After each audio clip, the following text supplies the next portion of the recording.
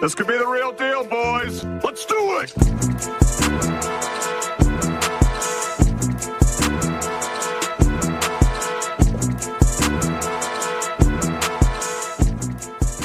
Welcome to the second season of the Reggie and Jerome Podcast.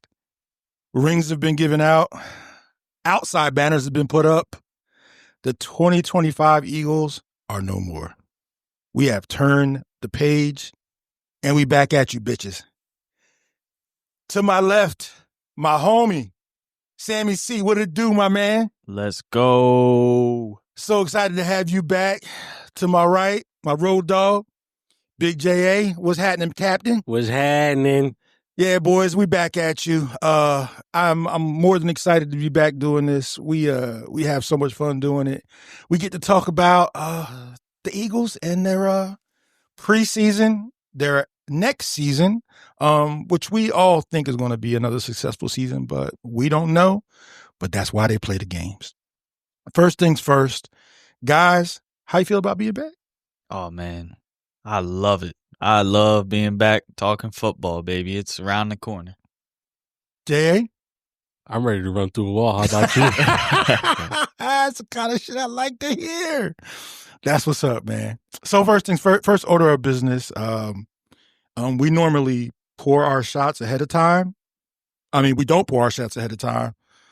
This time we have. So we already have our drinks. So fellas, let's toast to the second season of the Reggie and Jerome Podcast. Salute. Salute. Ah. Oh, yeah. Here we go. So last night, our Birds played their first preseason game. Now, normally, I don't watch a whole lot of preseason games. I used to, but the starters, for the most part, in our neck of the woods, hardly ever play, if ever. The only thing you really get a chance to see is some position battles, maybe some guys that are on the fringe of making a team or not. You usually see that in the next couple of games. Usually the last game is when guys are on the borderline of making a team or, using their degree to play in or work at a real estate firm or some shit like that. But last night was the first game, and I'd like to get you guys' thoughts on what you saw in the first preseason game. Full disclosure, I only watched the half because I thought that's all I really needed to watch. So what'd you guys think? I only watched the half also. But, I mean, for second and third strings, I mean, they were pretty good. Pretty good. When we gave up first, what was it? Joe Burrow, he threw, I don't know, I would say 50, 60 yards, first drive or whatever. Went down, scored a touchdown, turned around. Good old Tanner McKee comes out. And full disclosure, the Bengals played their starters. Yes, they did. Continue.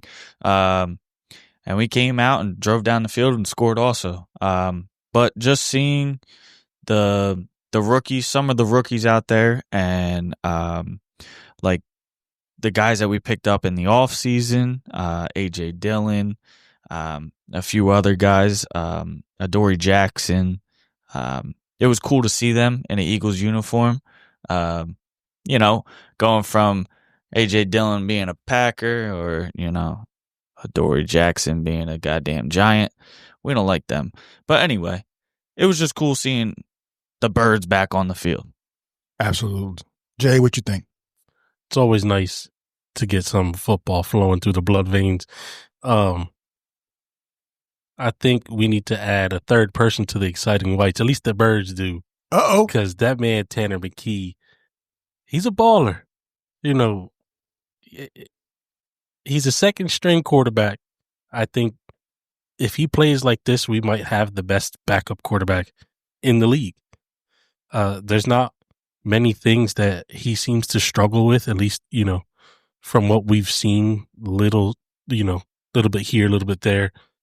It was exciting to see him carve up a starting defense like that, who, they're supposed to be Super Bowl contenders. And I get it. It's preseason game one. Very vanilla. Yeah. But, still he looked like he was very in rhythm, very on time. And that's just, I love to see that because that goes back to preparation. And that means, your coaches, the quarterback room, they're doing their job and they're taking things seriously. You know what else we saw last night? I don't know if you guys were locked in. We pushed on last night. Oh, how did I forget about that? Yeah, you're right. With Tanner McKee, boy. With Tanner McKee. It ain't just Jalen Hurts, people. Oh my God. I completely forgot about that. That they broke out the push. Yeah, the fans went crazy for it too. Yeah. I love it. I forgot to ask. My daughter was at the game last night. I forgot to ask her about when that happened. I was watching it, at home, obviously, and I didn't think they were going to do it. I thought they were going to just, I don't know, run the ball. I mean, but yeah, they ran a dirty old push. So good for them, and F you to everybody else who wanted to ban it. Yeah, because I'm not going to lie. I was thinking A.J. Dillon was coming in. He signed his big back, and next thing you know, there's Tanner McKee. Yeah, that's kind of what I thought too. Lined up for the Yep. So, we touched on a couple of other things, and we're gonna touch on a few more. But since Joey brought up Tanner McKee, I feel obligated to be the one that brings this up. And the first thing we need to talk about with Tanner McKee is, so you said you think we have the best backup in the league, right? It's tough to think of every backup quarterback, but close to it. Even if he's top 5, and there's definitely bias there, but right. But from what you saw last night, not only from what you saw last night and what we saw last year, he does not look overmatched on the field at all, right? No, and he looks extremely prepared. He takes the job seriously. I don't think he's one of those guys that, I'm a backup quarterback. I get in there when I get in there. He wants to play. Granted, he's got Mr. Jay Hurts in front of him, but you love to see that because at any moment you can be called into that game, and you got to be ready. That is most certainly true. I'm gonna swing it to you, Sammy. You also feel that he's one of the better backup quarterbacks in the league, right? Absolutely, hands down. I mean, people are gonna say what they want to say, but you look at last year when he came in, beat the shit out of the Cowboys, beat the shit out of the Giants. They were playing their starters. We weren't, right? We're talking about a 6th-round pick that he won 6 games his senior year in college. I don't know if you knew that, but of course yeah, I didn't, but go ahead. Only 6 games.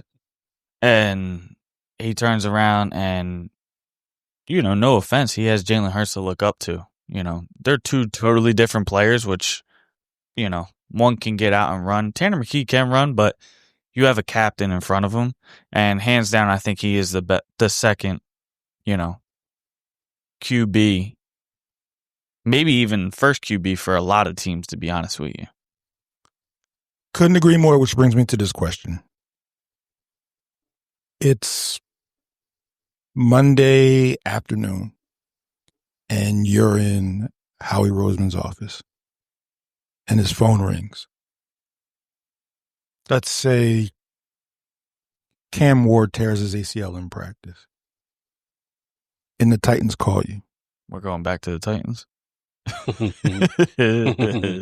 mean, it worked out. and they call you. Okay. When do you not hang up the phone? Do you not hang up when they start saying, we'll give you a 2? Do you not hang up when they say give you a 3? I know you're hanging up if they say giving you a 1. At what point do you not hang up if they call you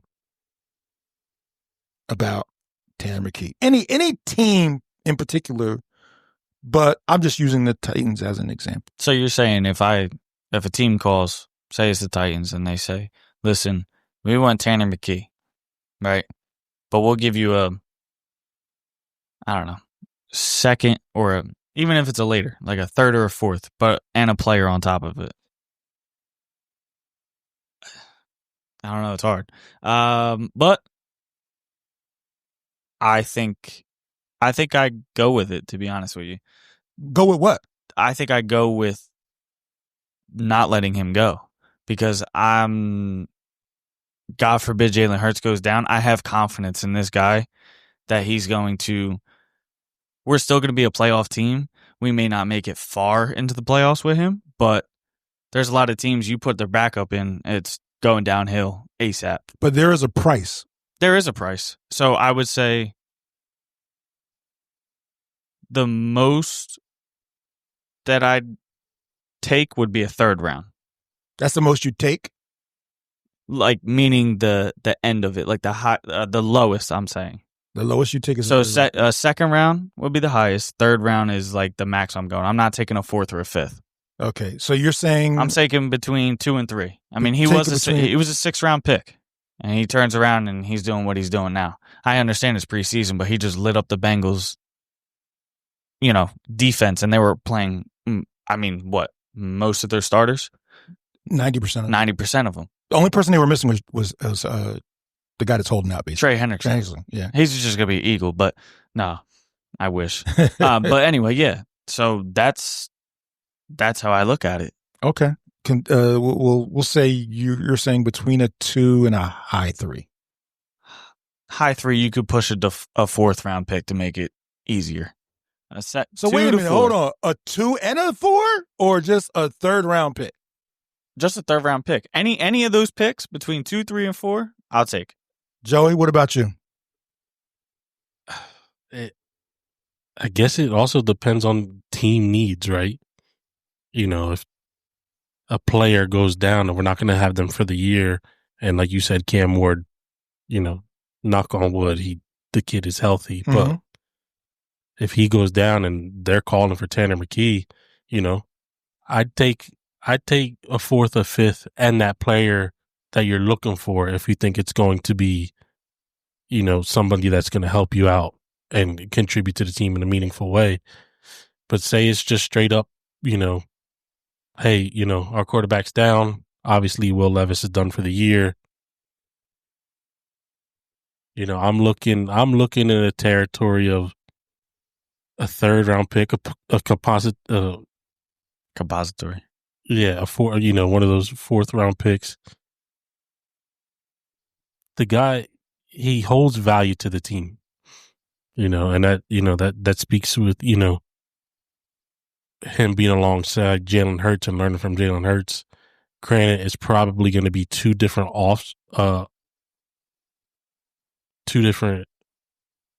offenses between the two quarterbacks. Cause, completely different. Yeah, he's not as mobile as Jalen Hurts. But in that same breath, he's so valuable because Jalen Hurts is mobile. And with mobile quarterbacks, you just never know what's going to happen. One dirty hit and, he could be out 6-8 weeks, the year, who knows? And it's important to have somebody who knows the system and can operate the system very well. I mean, what Nick Foles did was obviously incredible. Does it happen? Well, not every day, not every season, but, to have a guy who's there from the beginning, I think it just makes it that much easier. I think that I agree with you saying. I think he has more value to the Eagles than he has to anybody else because of the fact that he knows the system.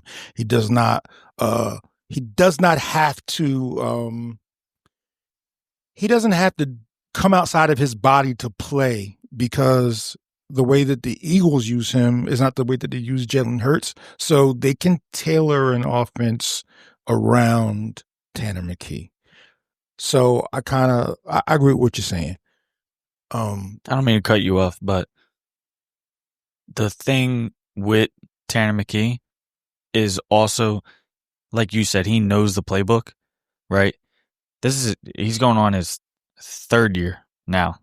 So he's seen what Jalen Hurts has done, right? Jalen Hurts has been there all the time. You had Kenny Pickett. He was behind Kenny Pickett last year to a certain extent. The year before, I think it was, I want to say it was Marcus Mariota. But could have been. I believe so. Yeah. So, he's seen the offense. Yes, there's different offensive coordinator, everything like that. but you still have that main guy in Jalen Hurts teaching him and showing him the roles. For God forbid Jalen Hurts goes down. Well, you mentioned something earlier about where he was drafted. Mm-hmm. All right. You said it was a 6th-round pick, right? Yep. So he doesn't have, at this point, he doesn't have 6th-round pick value anymore. No. His value is higher than that now because he's been in the league and he's been, I mean, it's weird to say, but he did play in a Super Bowl. Was it a matchup duty? Yeah. I mean, he didn't play in the Super Bowl. I'm saying like he was in the Super Bowl. And he has more rings than Dak Prescott. That he does. Thanks for pointing that out, Joey. I mean, I'm saying thank you. I'm sorry. I always have to rip the Dallas. It's okay. It's why you're here. But no, that you're absolutely right. So to me, his value is higher than being a 6th-round pick. So which means you can't trade him as such. If you were to trade him, you can't trade him as such. So let's say he's the one of the top 3 backups in the league. Let's say that, okay? We're not even going to say he's the best. Let's say he's one of the top 3 backups in the league, right? When the Patriots had Jimmy Garoppolo, we would all say, whether it was media, whether it was perception or not, that he was one of the better backups in the league. They got a 2nd-round pick for Jimmy Garoppolo. I didn't know that. I wouldn't remember that. Yeah. So to me, if I'm trading Tanner McKee on a team that just won the Super Bowl, that if I lose my really good backup, it's going to impair me if my starter goes down. My price for him is a 2 conditional 1. That's the only way I would get rid of Tanner McKee. A 3rd ain't going to do it for me. A 4th ain't going to do it for me. I need a 2nd-round pick and a 1. I'm definitely doing it. Yeah, that's hands down. Yeah, 1 I'm definitely doing it. But if you're going to tell me you're going to give me a 2 and a conditional 1, yeah, goodbye, Tanner. You great. Yeah, I mean, wish you the best to go ball out. Yeah. I mean, with you saying that, yeah, because that's probably what I would take too. Honestly, now switching it, after listening to what you said and everything, I'd probably have to take that just because, like I said, because you think about it. What about next year? I mean, he's a lame duck next year. You know, there are backups. Daniel Jones makes $14 million. I know. As a backup. Yeah, and he may start for the Colts. Tanner McKee makes 1.2. Yeah. You know, that's extreme value. We're not paying Tanner McKee $14 million. So when that time comes, you know, Howie may have to do something, man. I honestly, I think he may have to do something sooner rather than later. There's no way. If he plays his whole season, there's no way he comes back next year. No way. Because you don't have somebody of that kind of value and then end up getting ready to lose him for nothing. Wasn't Tom Brady a 6th-round pick? Yeah. Yeah. So yeah. I'm not saying I'm not comparing him to the GOAT. Nobody. Yeah. No, not even close. But I'm saying as a 6th-round talent coming out of Stanford and looking at him now, it's just like, holy shit. Like, he's a good 6th-round pick. Like, that's, I don't know. I would say a needle in the haystack sometimes. Because you can get 6th-round pick QBs here and there, and they're just backups to backups, you know? But this is, I would say, a starter on multiple teams. Yeah, I don't think there is a situation where he's overmatched. Now, granted, like I said, he's playing a very vanilla defense last night. The Bengals ain't showing shit. You know what I mean? But in those regular season games, those other teams were. And he balled in those regular season games. I mean, there's one thing that you can't fake. You can't fake the perception that you have in the field. You can't fake arm strength. You can't fake any of those things.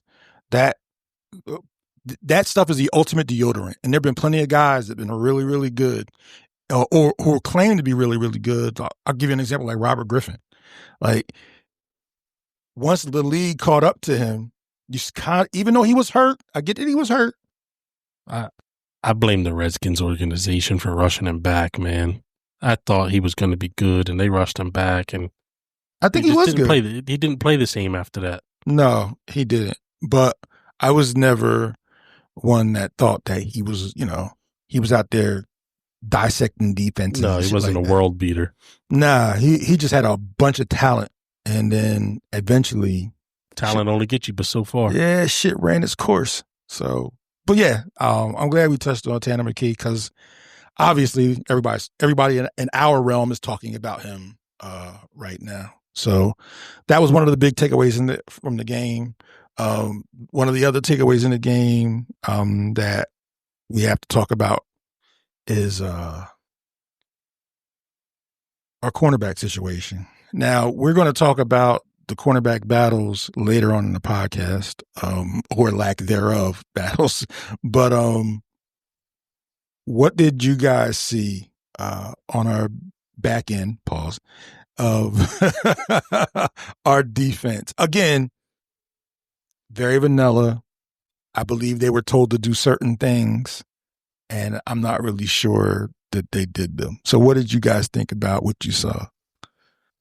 Well, with a small, sorry, not to cut you off, with a small caveat, Jamar Chase is going to make a lot of guys look bad. Yeah. So I'm going to give you, before we even get into that, I'm going to say Jamar Chase is going to make a lot of guys look bad. Well, true. I agree 100%. A guy like Keely Ringo, right? Mm-hmm. You've been in the league a couple years now. You knew the play was coming. You made the right adjustment, but you just didn't do your job. And, I hope, like first preseason. First preseason game. Yeah, we got that out there. There's plenty of time to get better, to be coached up. But he's been a guy who's been in real games in the past. To me, you knew it was coming. You gotta drive him to the sideline to get him out of bounds if you're not going to wrap him up and tackle him. You can't just let him get by you like that. Agreed. Sammy, what do you think? Well, I seen the same play, obviously. But I'm not even going to talk about Ringo. I'll talk about Adoree Jackson. He's been in the league. This is going on his 9th year now. I just think that if you've been in the league for 9 years, you should look better than what you did last night in preseason. I know he's had injuries and everything like that, during his career, but the time is going to come, and obviously we have these battles between Ringo or Adoree Jackson or what was that guy? You got it. It's right on the tip of your tongue.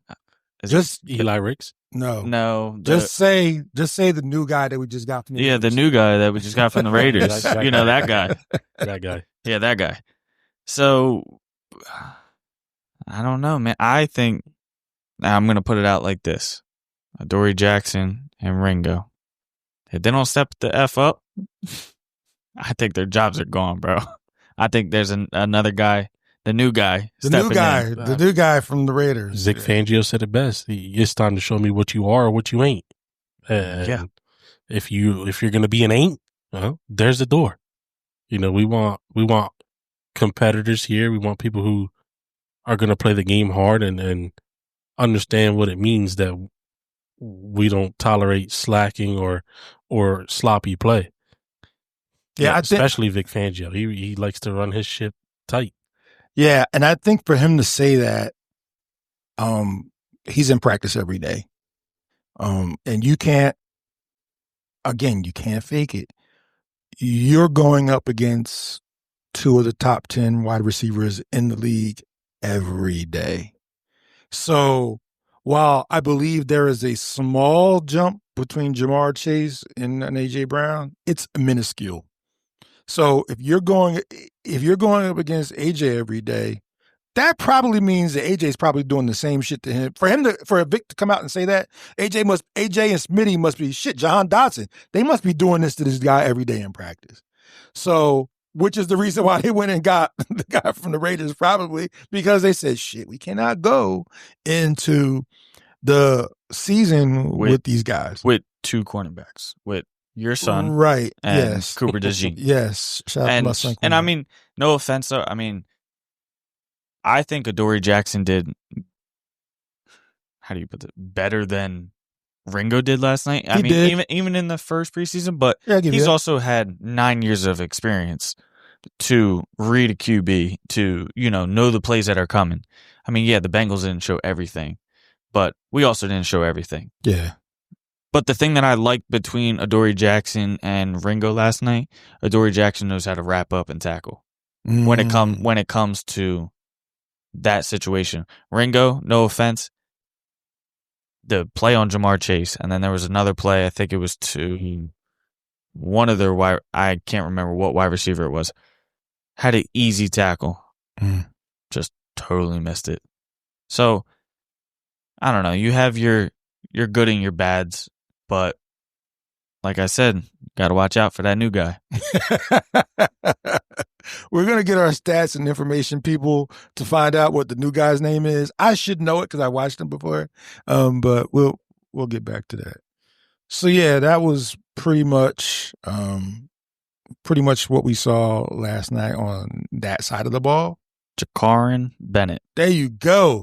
Mr. Bennett. Good job. Good job, stats and information group. Way to get on that.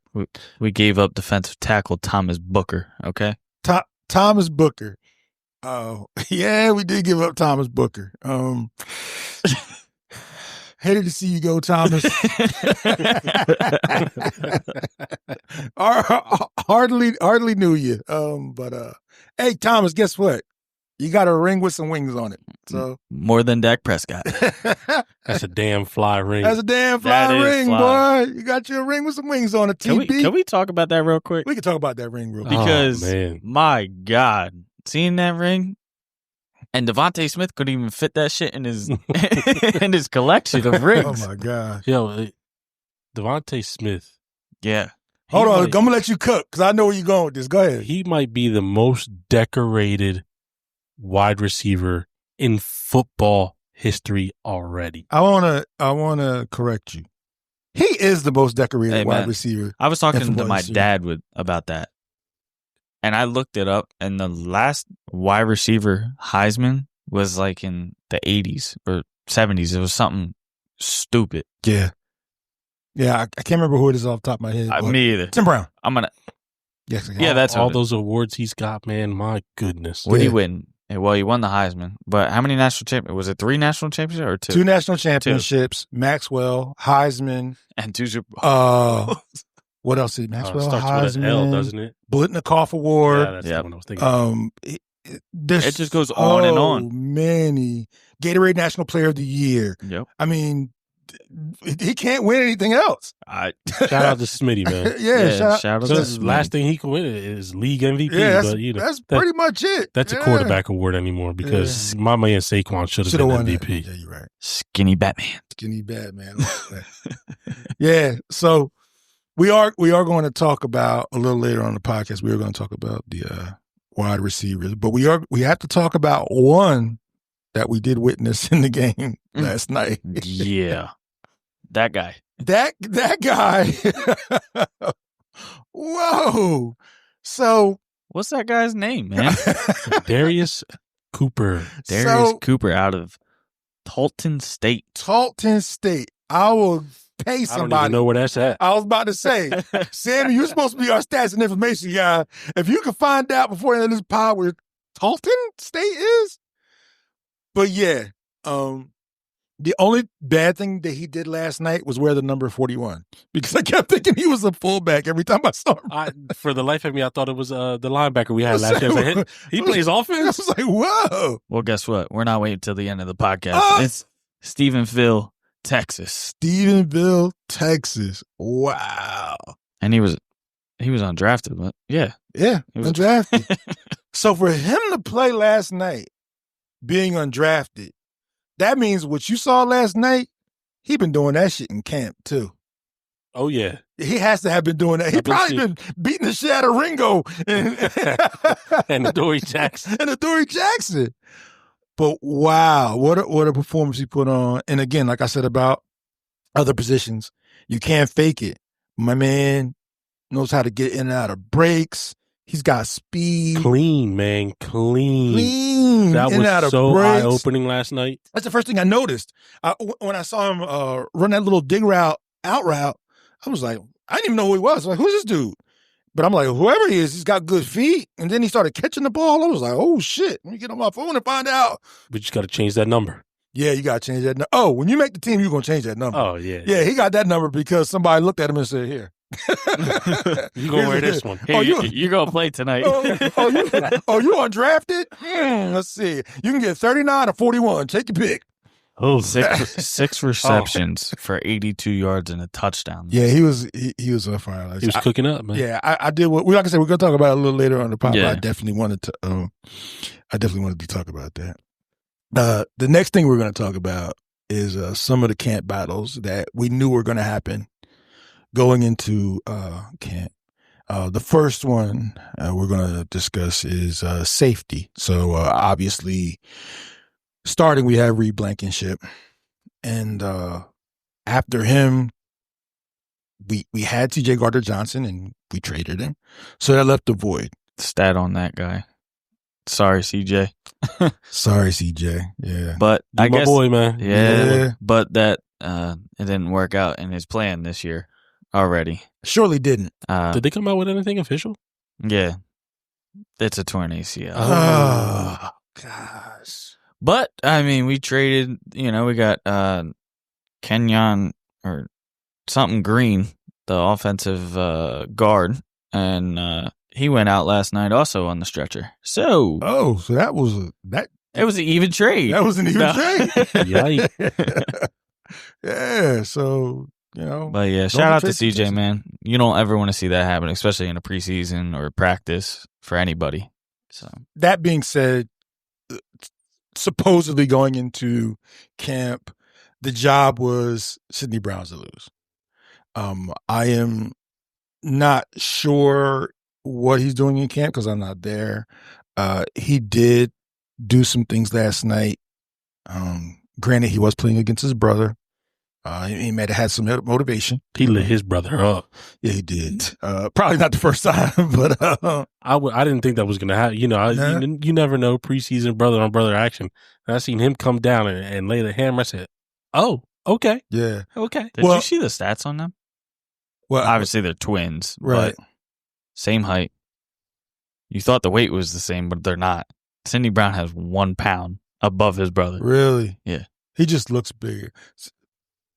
Side note to that, have you guys ever seen the documentary about them? No. Yeah. I didn't even know there was a documentary. Yeah, there's an NFL Films documentary about them. I think I didn't watch it, but I think I did see something. Yeah, scroll. You might be able to catch it on YouTube. I mean, these guys, like, they lived in a car, like, with their mom. Like, they have an incredible story, like how they Canadian too, right? Canadian, yeah. How they both made it. Incredible story. Shout out to both of them for making it to the league and being successful in the league. Shout out to both of them. But anyway, back to being the starting safety for the Philadelphia Eagles. Like I said, it was Sidney Brown's job to lose. I don't think he did anything that impressed me. I'm not sure what he's doing in camp, but there's going to be some lingering. Me and Sammy talk about it all the time. Sammy brings it up more than anybody. Like, I don't know if he talks to Justin Simmons, like if they boys. I don't know, but he seems to think that there is a path to that. So talk about the safeties, if you would, and what you think as far as the safeties. So I mean, like you said, it's his job to lose at the moment. I think Makuba's dealing with an injury, I believe, that happened in late July, a little shoulder injury. We'll see what happens. There was another guy last night. I think he was just right behind him in tackles. I get it. It's just tackles. It's a preseason game, but you want your safeties to make sure they're securing the tackle. Essentially your last line of defense on a big play. But, I'm not worried about Reed Blankenship. The only worry I have about him is his health. It seems like every season there's something that comes up. But it's going to be interesting. And I think we do have a decent safety room. Obviously, a talent like C.J. Gardner-Johnson is not always easy to replace. But I do think we have a couple guys who Vic Fangio, with the right coaching, can be a decent room. And, competition is always good. It's always going to competition is always going to make the next guy better. I'll cut you off. When you're talking about safeties, right, I would say I like who we have, which is Reed Blankenship, right? But what Joey said about his health. The other thing is Sidney Brown. I mean, that man has been showing out, and I like how he's playing right now. He's a hard-hitting son of a bitch. And that scares me too. Because you come down on the wrong, you lay your shoulder in one time, you're dislocating your shoulder. Yeah. That's the only thing I'm nervous about, That's honestly. scary. Because, God forbid, Blankenship goes down, right? I don't think that I'm worried about Sidney Brown.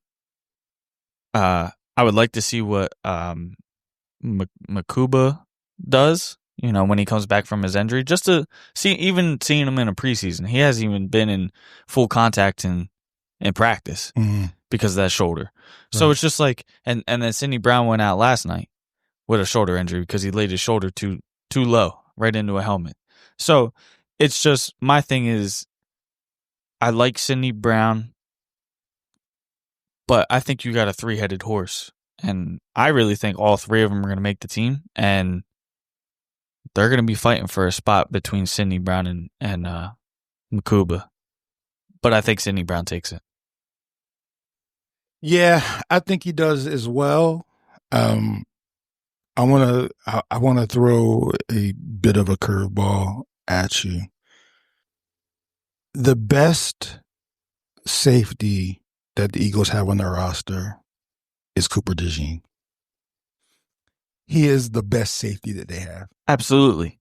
And I just don't think you can replace him. You can't move him. You can't. I understand that. You'd have to have two studs at the slot and on the outside corner to do it. I just don't. I think because corner is such an important position, you can't move him. But I'll give you an example. So we can all agree that in the Super Bowl, the two biggest plays were the dagger and Cooper's pick, right? Mm-hmm. So, or three. What's the third? Zach Bond diving sideways. Okay, I'll give you Zach. That one was crazy. I'll give you Zach third. All right. Either way, you can't go wrong, right? Yeah. To me personally, I think the Cooper pick was one of the biggest plays in Philadelphia sports history. Not just because of the game, because you figure, what was it, 10-0 at that point? Yeah. It's 10-0 game, right? If you look at the play, now I'm getting granular with it. If you look at the play, right? Andy Reid calls the perfect play to beat the defense. So the Chiefs are in trips, right? So 3 men on the side or on the right-hand side of the field, right? The Eagles are man on one side, their quarters in the back, right? And essentially their linebackers are playing zone. So they ran what's called a flood concept. They run the running back out the same side as the trips, right? So the whole concept is to flood one side of the field to beat the defense, right? And the thing was, it worked. Crosser comes. Now there's 5 guys coming to one side of the field. Everybody on the defense bit, except one guy. He stayed at home. And he wasn't supposed to stay at home. He was supposed to go with the other guys. So I don't know if that was instinct. I don't know if he was told to do that. But he's a rookie doing that in a Super Bowl. That's not a corner play. That's not a slot corner play. That's a safety play. And when I saw that, and then I saw what they're doing in camp, I said, shit, like he's the best safety that they have. But there's no way they would put him at safety because they'd be scared because they don't know what else they got on the outside and the inside. I just wanted to say that because as much as I know, us in this room know how much Darius meant to us, I don't know if we're going to really realize it until a little bit later how steady Darius really was for us. Yeah. And safety's a huge position, but corner's a huge position. You're going up against the Chases and the Lambs and, the Garrett Wilsons every week. You got to have somebody that plays safety at a high level. I mean, at corner at a high level. So I say all that to say there's no way they're going to move him to safety. But I think there are times in the season where he's going to have to do it. Hopefully not too much. But we'll see where we go with the guys that they have at there. Hopefully Sidney Brown will make a leap and he'll be everything that we hope he'll be. So I'm going to add off that Cooper DeZean stat that you were talking about because I just sitting here and listening to you talk, I like everything that you said. They can't move him to safety. No way in hell. I agree. Just some stats. As a rookie, he played 16 games. Obviously the last two, they didn't matter to us last year. 51 tackles, 38 solo tackles. As a slot cornerback, he had 3 fumble recoveries also. It's just, and he locked down some of the top wide receivers last year in the slot. Now, you're talking big names that go into the slot. You can talk about Justin Jefferson. You can talk about, Scary Terry. He comes into the slot sometimes. CeeDee Lamb. But Darius Slay did play a big role for us last year. But, I think he helped everybody in that situation, meaning the 2 rookies that played last year. Oh, I think he was a huge mentor for them. Yes. Yeah, no doubt. I think he was a huge mentor for them. I believe Quinn said before the season started, he talks to them every day still. Really? Mm-hmm. Yeah, they do. Wow. Yeah, I don't think that the Slay's a guy I would have liked to keep, but money talks, and I don't think the be loss. mad at him. Yeah, I don't think the loss of him will be felt yet, but I think at some point it's going to be glaring, and we're gonna miss him, and hopefully the other guys learned enough from him, and somebody. If you had to guess, because he was clearly a mentor and he was clearly a locker room leader on the defense. We lose him, we lose BG. A lot of young guys back there. Very young. If you had to think of a guy that's going to take the reins and say, all right, guys, come follow me, who is it going to be? I don't think Jalen Carter's vocal like that. I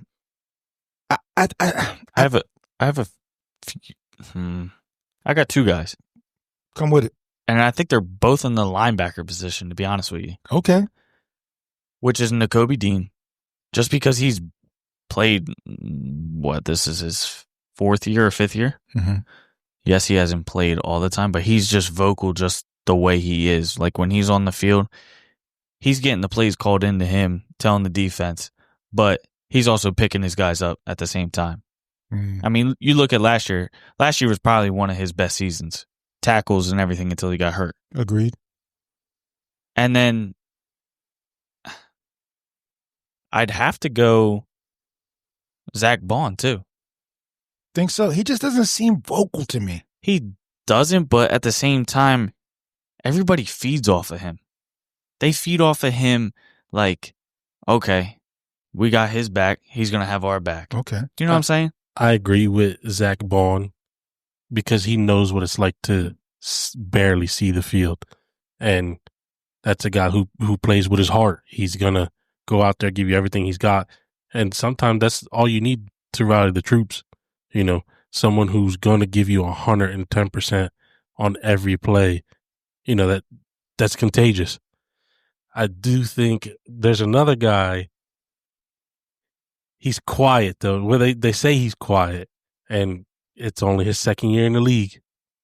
But I do think Quinyon, I don't think it's going to be an everyday kind of thing. Mm-hmm. But I do think the player he is, and we all know he likes to talk his shit. When you need it, I think he's gonna be the kid that steps up. Yeah, he seems a little quiet to me, but he does seem like a dog on the field. He is you got to be a little weird to play corner either. Anyway, so yeah, I mean, like I do see that a little bit. The guy I was going to say was Nolan Smith. I love Nolan Smith. So, and I'm sitting here thinking, right? I was going to say Josh Sweat. He ain't there no more.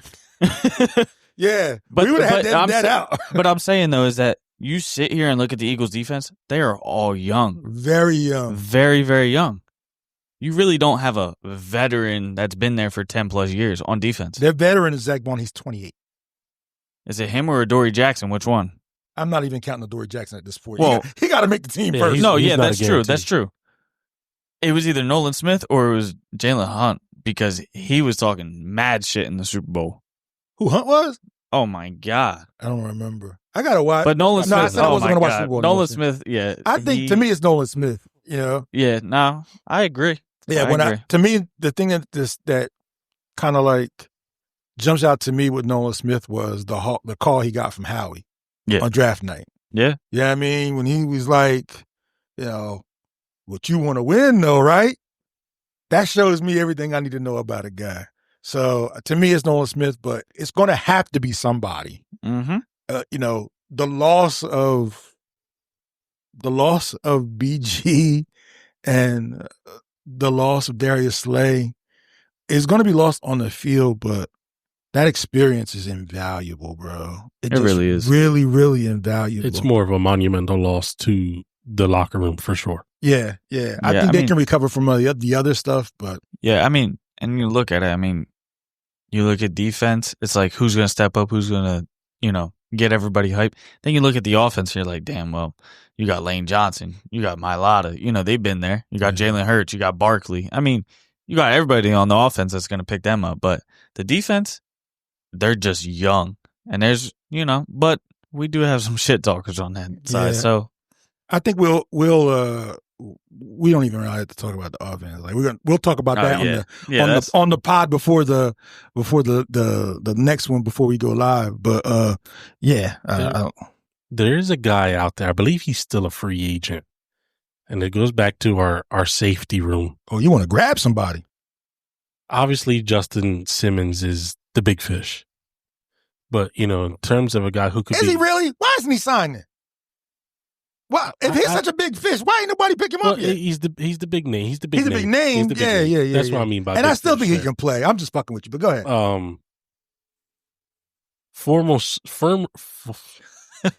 Yo, get that shit out your mouth, bro. Hey, yeah. Can't sound like an 85 Civic over there. Go ahead, bro. Get it out your mouth. Pause. Former Super Bowl champ, the Green Goblin. I believe he's still out there. Guy who played cornerback at LSU, who can be a mentor, a leader. You know, he's not the greatest in the world. He played solid for us. You know, a lot of people didn't like him. I liked him. I think that's a guy who, if you are looking for a rotational safety who can lead a squad, I think Jalen Mills can be that guy. If he is anywhere close to serviceable, I agree with you. He is. Yeah. Where did he play last year? Jets. Was it the Jets or did he go back to the Patriots? No, he played for the Jets last year. Yeah, he did play for the Jets. He was on the Patriots and went to the Jets, but I think Houston Texans are going to be looking for him. Think so? After GJ goes down. That's what. I'm glad you brought that up. That's my whole thing with Justin Simmons. Like, Okay. Well, why hasn't anybody signed him yet? Not unless He also made that comment. What was it? The season before last, where it was like a weird comment towards football. Like, I don't need football, but I want to play football. he said It that. was something along those lines. Yeah. Boy, football guys hate that shit. I'm gonna tell you, man, they hate that. And I think that's part of why he's not signed. Okay. Well, Okay. Well, it looks like he's going to Houston, actually. who? Justin Simmons. My point. Like, CJ just went down. Why wasn't this dude not signed? Yeah, that would have been the first call. This is what they're saying. This is a day ago, but they're Are you saying, breaking news here? No, it's not breaking news yet. Oh, okay. I was but about to say. that's what 'Cause, they're well, I'm saying. not paying you anymore if you're breaking news. No, they're saying that because CJ went down, that's who is their top guy on their radar right Oh, now. so they Justin wanna sign him Simmons. because- They want to sign him. Yeah, just because I mean he's been in the league for years. He's 31, so he came in 2016, I believe. So He's 31, you said? yeah. So the only reason I wanted Justin Simmons is because He's a good player, man. he's a good player. Yeah, he's a good player. But then he's also played under Vic Fangio with the Broncos. Yeah. They drafted him when Vic Fangio was there at the Broncos. So he knows, I would say, 90% of the, maybe Vic Fangio, changed some plays up and stuff like that. But, I mean, he knows his playbook. Yeah, you're right. If he goes to the Houston Texans, good for him. I mean, He's getting paid. Whatever. Sammy will have to cancel the jersey he had ordered for him a couple of weeks ago. That's crazy. Other than that, don't get me wrong. I wanted him to, bro. Well, see, we're going off topic. God No. damn it. No, I don't care if we're going off topic. It doesn't matter. This free agent bullshit, there's players out there. I know they're older than some players. Watching preseason last night, we picked 2 edge rushers up. I know, we may talk about them, we may not, right? We got one from the Chiefs, one from the Giants, right? There's one guy out there, maybe 2, that I would bring just to bring the veteran side back to the edge rushing. Talk about it. One is Zadarius Smith. Mm-hmm. That I felt like every time the Eagles played him, he just tore us up. But there's one guy that really stands out to me. He's 34 years old. Oh, Jesus. I know, bro. I know. But it's Matthew Judon. When he played for the Patriots, even in the Super Bowl, he destroyed the Eagles. Not just saying in the Super Bowl, but just in regular season, he was up there in the top 10 of sacks at 32 years old. Yeah. 2 years in football time's a long time, though. It sure is. I know. But He said he just called me yesterday. He said he stretches I figured hamstrings as much. and everything like that. But I he's ready. figured you knew him or something. No, but if you do, and I don't have a dog in this race. But what are you bringing him in for? You bringing him in for veteran leadership, or you bringing him in actually to play 30 snaps a game? Because that's not happening. Well, see, it won't be 30, maybe 30 snaps a game, but the rotation that they're going to have to do, you're going to want, I would say you'd want a veteran in there at some point. So are you telling me, because I think I feel you on this, are you scared of what's behind Hunt? Yes. Okay, that's what I thought you were trying to say. Yeah, I'm with you on that. Yes. Yeah, I'm with you. I mean, last night was pretty glaring. Yeah. And I get it. They played their full offense the first quarter, but we had one sack last night. Yeah, but that wasn't even from an edge rusher. That was a defensive tackle. My point with is the last name Robinson. Yo, let me tell you, I didn't think we was going to talk about him yet, but I'm ready.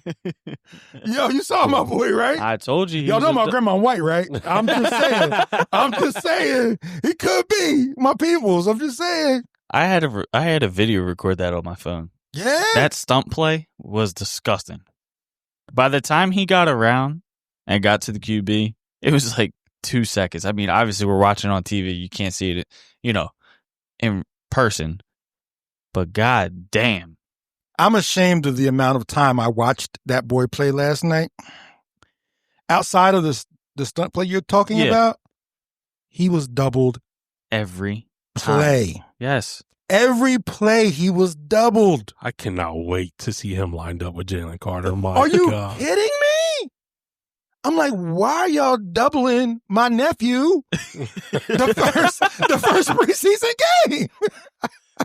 Bro, he was out there for the first snap. And I was like, all right, he's gonna be all right. And that was their starters.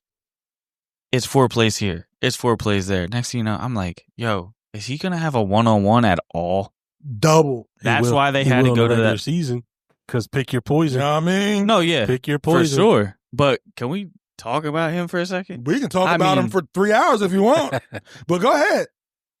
It's just mind blowing how he was a 4th round. 4th round pick. 4th round pick. Steal.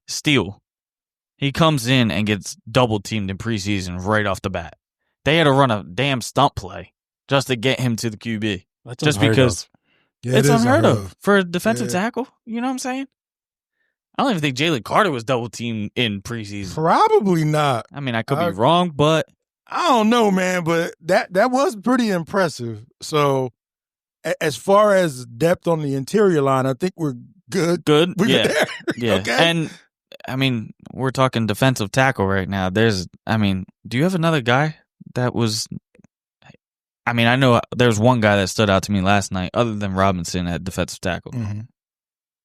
I don't know his first name, but his last name was Hall. Yes, I did see him as well. He was pretty good last night, too. Well, you're kind of stealing my thunder a little bit, but that's what I was getting. No, you can go ahead and take it. But what I was going to say was that's why I feel like we're good on the interior line. I saw enough last night in the depth that we have behind the 2 guys that we have starting that I think we're good there.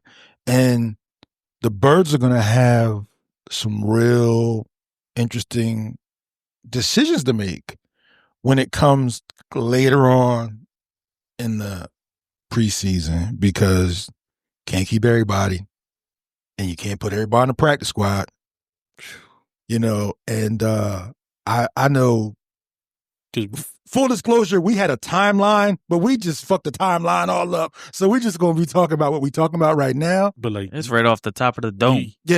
You had 3 starters not play, and you had another 2-3 guys that looked really good. Really, really good. Really, really good. And that's huge to, playing football is taxing it on the body. Yeah. And to have guys that you can rotate in and out and have almost the same production when they're swapping in and out, that's huge.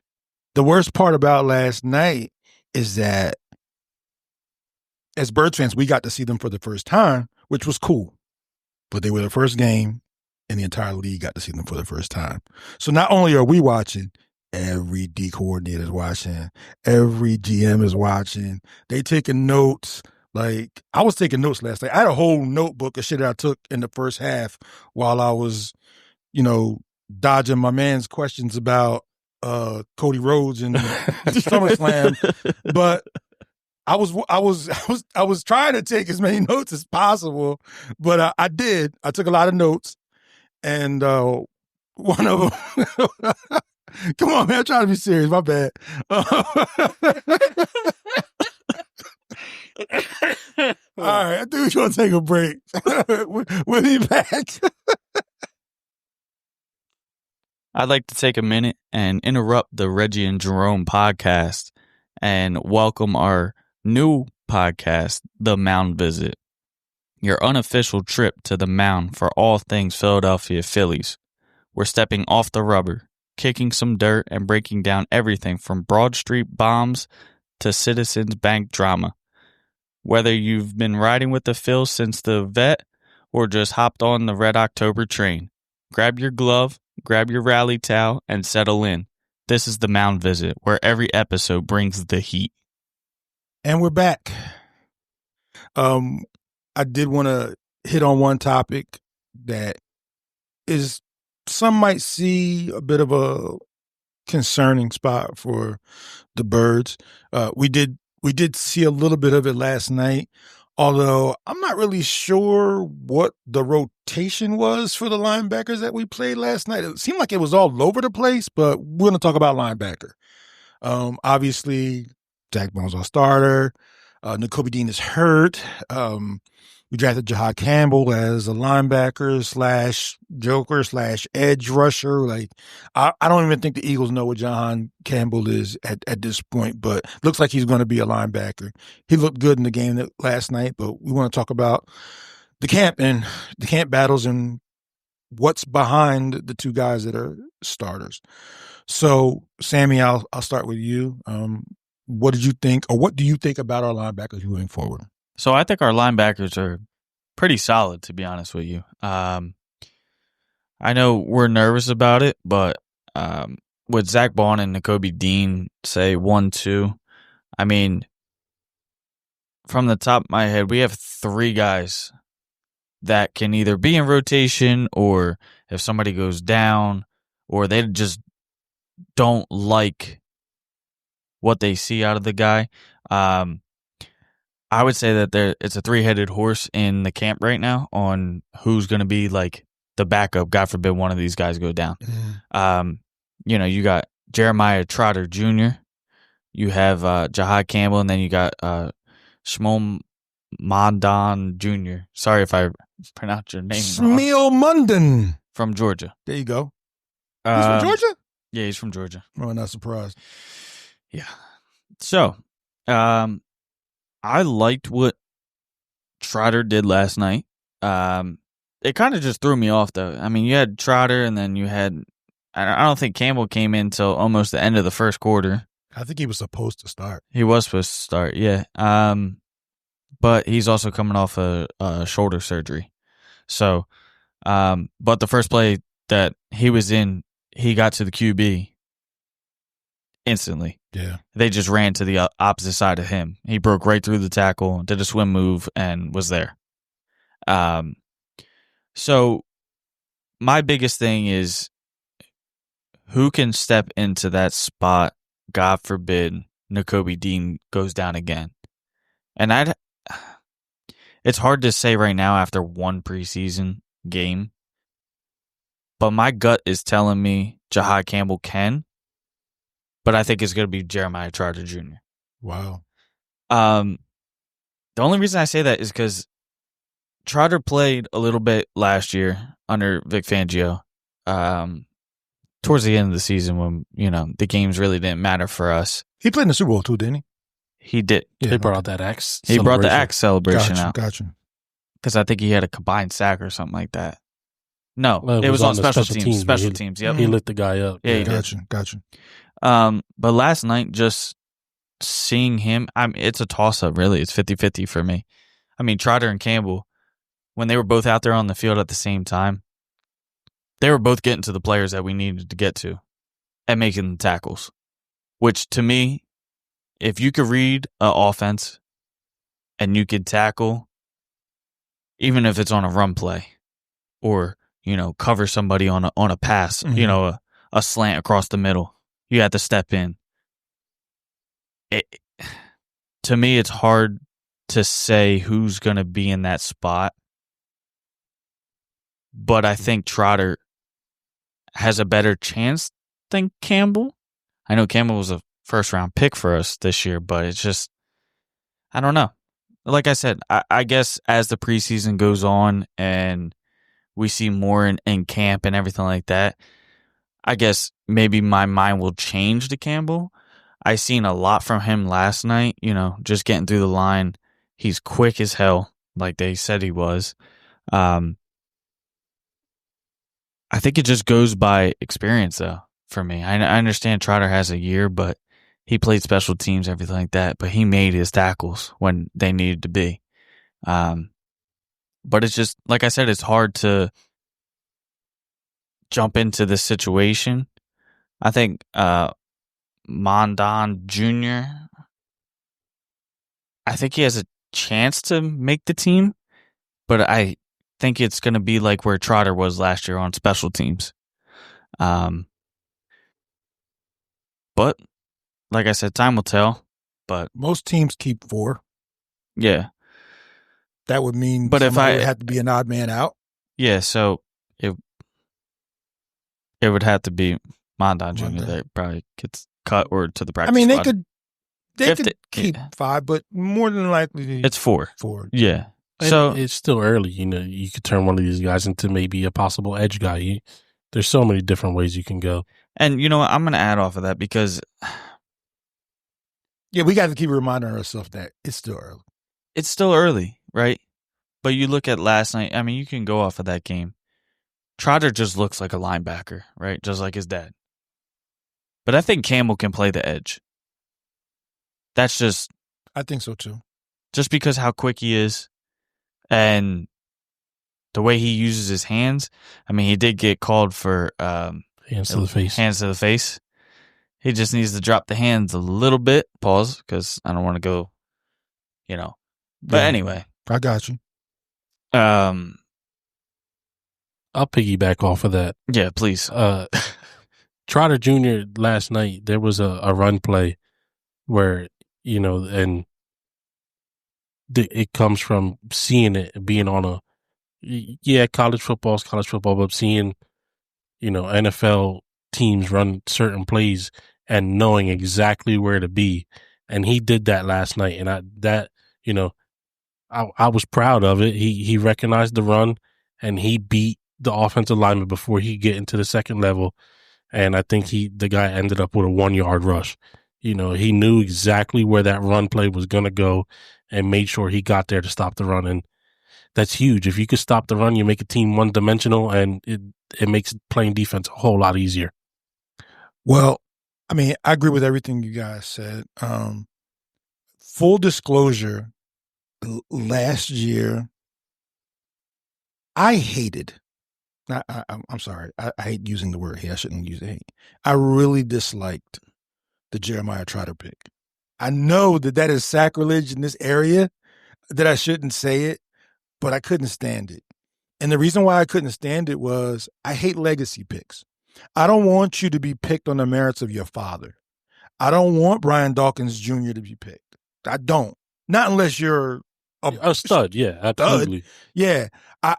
The reason why I didn't like it wasn't because of the fact that I didn't think he could play. I didn't like it for him. Like, I can't imagine what it's like playing at Kingsway, then getting drafted, then coming to home to the Birds. Your grandparents are in the stands. Your dad's one of the great. Like, that's got to be the hardest shit ever. Yeah. Michael Parsons said it. He didn't want to be drafted by the Eagles because it was too familiar. It's extremely difficult. The area, right? And yeah. I understand that too. I obviously I like the pick because we got him later on in the draft, and Right. That's he could be a player that amounts to being an everyday starter.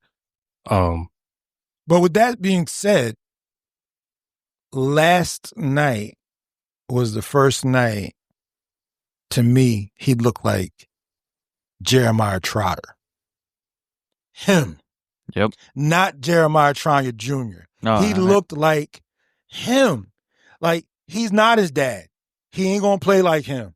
Very few people will ever play like him. He's his own self. And he looked... They're two different style players. He looked comfortable. He looked like a different player. I know it was only one game, but I could just tell the way he was on the field, he had a different air of confidence in him just by the way he was running. So, although I rebelled against the pick last year because of that, when I watched him yesterday, it felt like, oh, you belong here.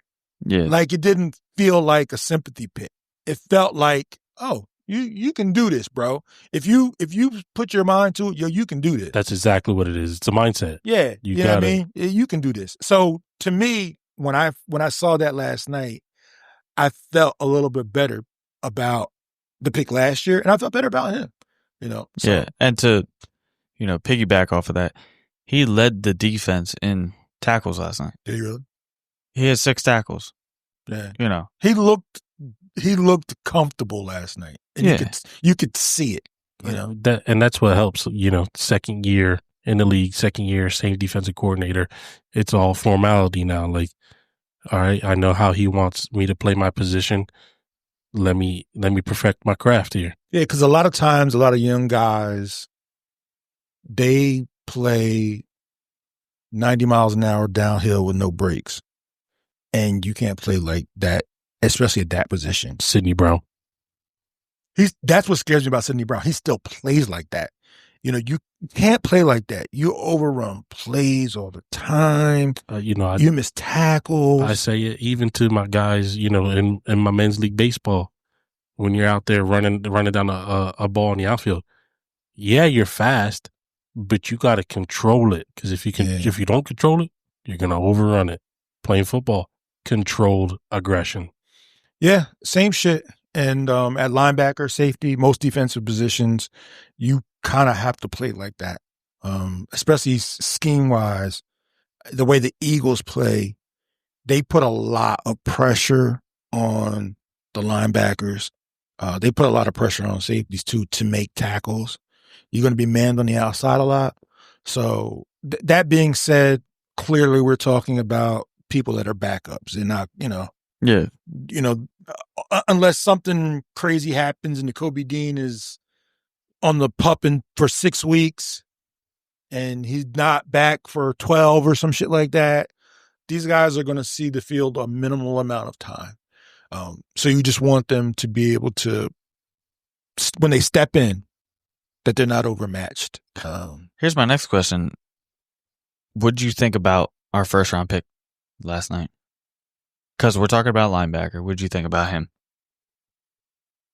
He looked to me like he was playing in front of his family a little bit, which is understandable because I'm sure there were 100 people there to watch him last night. Oh yeah. But I also felt like he looked like one of the most athletic people that was on the field. And can't teach that. No.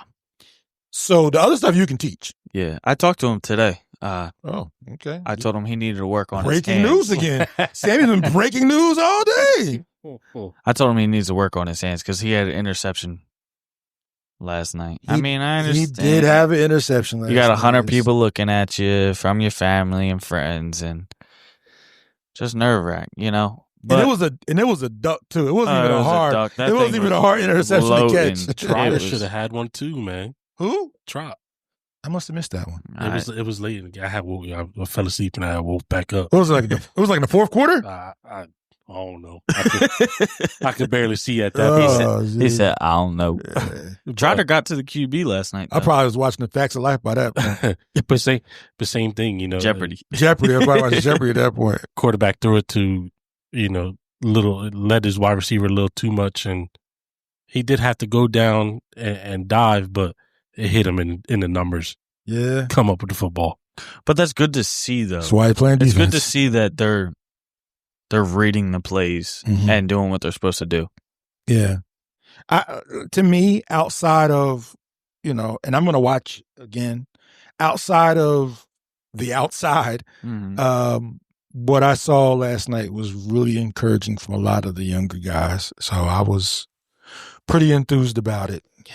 Speaking of which, talking about the younger guys. Yeah. We obviously the Eagles have one of the most stacked wide receiver rooms in the league. Right? Mm-hmm. There is very, very, very little wiggle room for anybody to make plays outside of 2.5, 3 guys, right? Obviously AJ and Devontae. If you want to throw Dallas in there, and it looks like Jahan Dotson knows the offense a lot better now. He was always quick. That catch in the Super Bowl might have given him more confidence than we think. He's clearly the number 3 wide receiver. Yeah, Birds, and just seeing, not to cut you off at all, but just seeing the first throw from Tanner McKee, it was an out route to the sideline. The way that he just broke I mean, that's the Jahan Dotson I remember from Penn State and from Exactly. so and he definitely. I mean, this is my opinion, but he definitely has that number 3 locked. But we do got to talk about somebody. He just showed up out of nowhere last night. Yeah. So the Birds normally keep 5 to 6 wide receivers. They really like to keep just 5.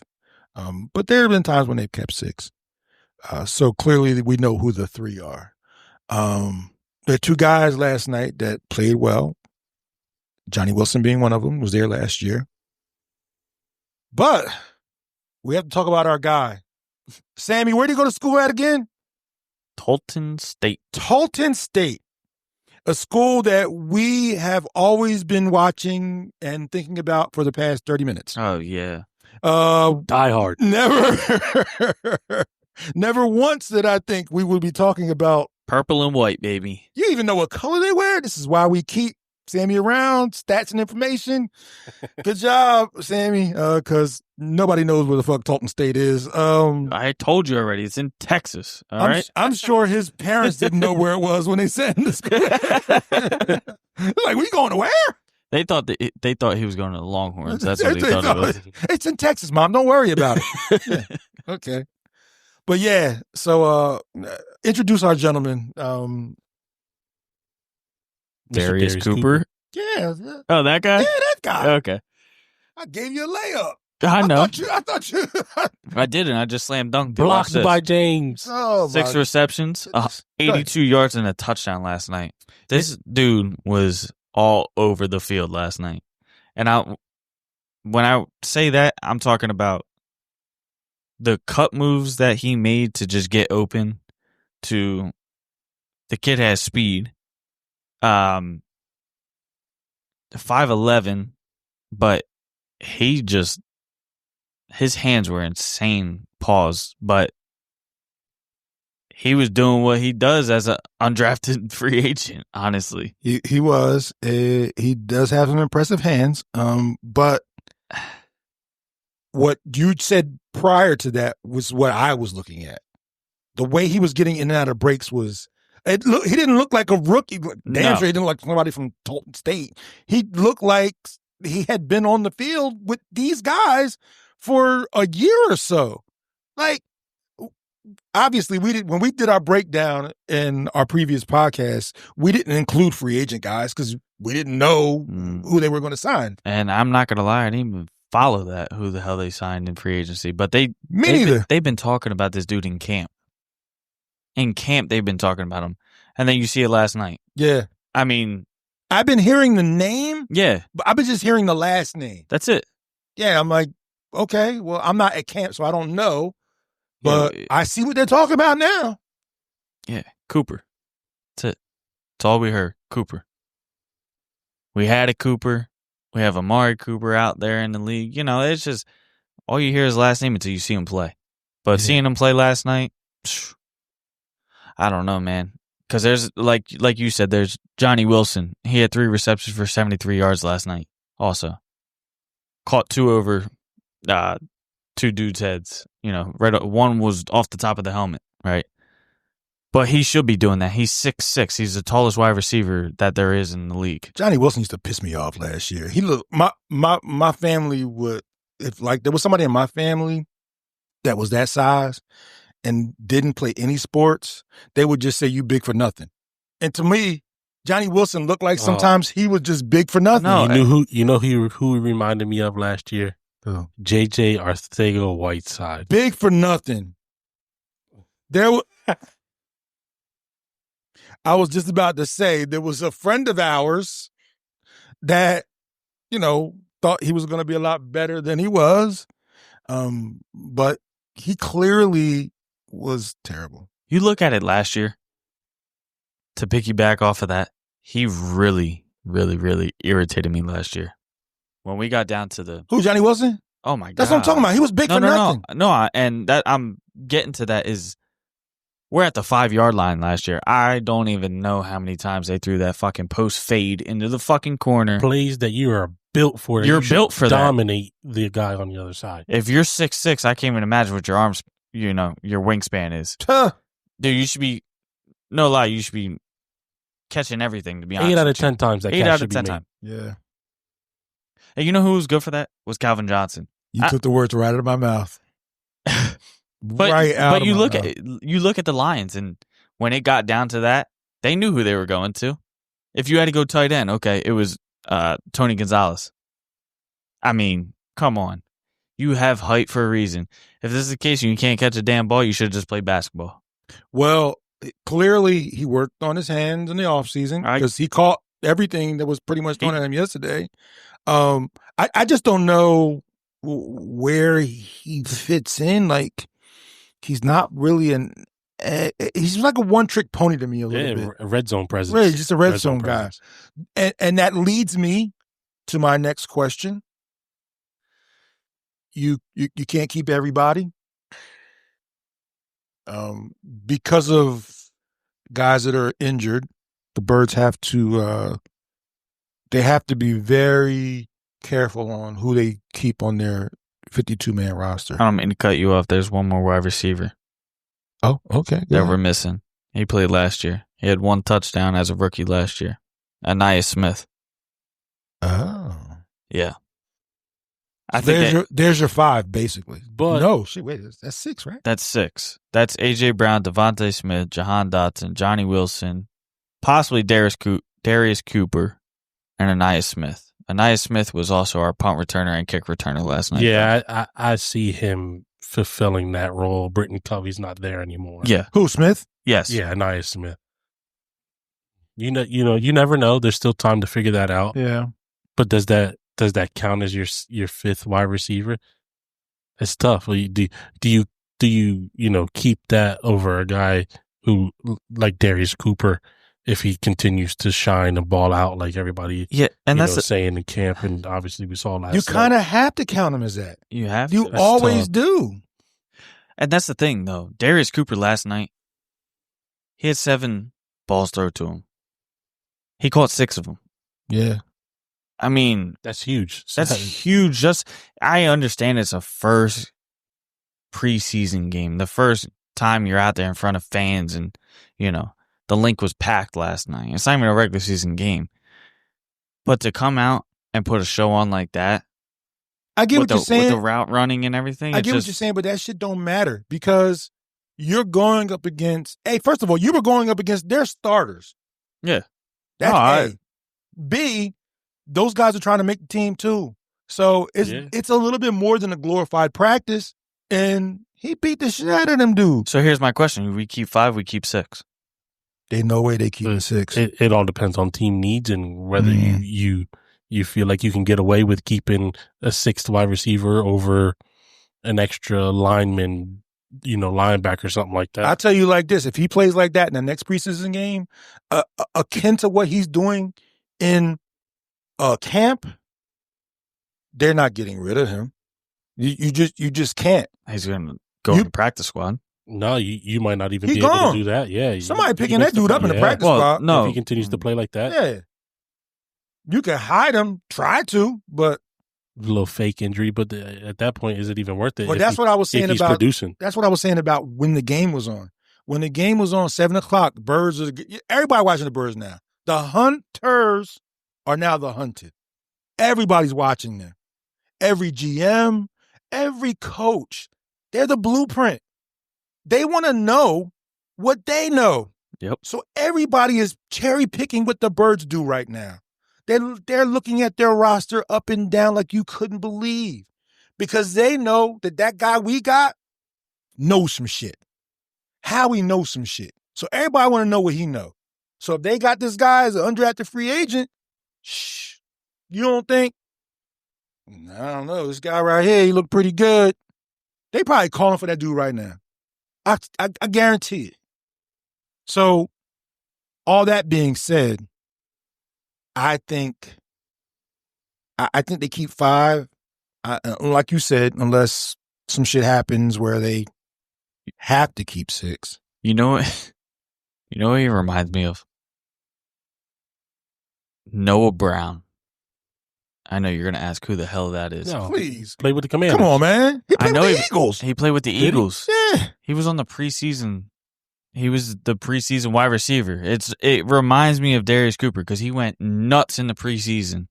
I think they put him on the practice squad because nobody picked him up. Yeah. But then now look at him. He went to the Texans, and he just started for the Commanders last year. He was what? I think their number 2 wide receiver, number 3 wide receiver still. Yeah. It's just the same thing over and over. And no offense to Johnny Wilson, he has the height and everything, but if he doesn't improve, I see Darius Cooper taking this spot. Well, he's a one-trick pony. Yeah. He's only throwing one route Yeah. to Johnny Wilson. That's it. That's it. When you got A.J. Brown, who has a better Yeah, he only physical throwing one style, route yeah. to him. Yeah. This Cooper kid, he ran 4 routes last night. That was crispy. Crispy. Yeah. You know what I'm saying? So, I don't know. I get what you're saying about Noah Brown, though. Yeah. I completely understand and I can see that. I saw a little bit of I saw a hybrid of, I saw a bigger version of Greg Ward to me. Because Greg Ward was a hell of a route runner. He just wasn't big. That's crazy. This kid, I was thinking the same thing last night. This kid is like a little mini AJ almost. Like he's got size to him. He has size, and then he has the route running of Devontae Smith. Yeah. Not saying A.J. Brown's bad at route running, because No. he's definitely not. He's a top wide receiver in the league, but Please, we could do an entire podcast about Devontae's route running. Trust me. I could probably pull up some tape of this guy's feet, Pauls. You know, just running running routes, you know what I mean? But yeah, I get it. So I have one question. I know we covered the linebackers, covered the wide receivers, but before we move on, there's just one thing that I have on my mind is the running back room. Now, we're not talking about everybody, but there's 3 running backs. Obviously, Saquon's the starter, right? We lose Gainwell to the Steelers. Does Will Shipley step into that role of Gainwell catching out of the backfield? Or do we sign A.J. Dillon for no reason, just like we signed him? Rashard Penny. Rashard Penny. Because right now... Man, he looked good standing on that sideline for all 17 games. Yeah, he did.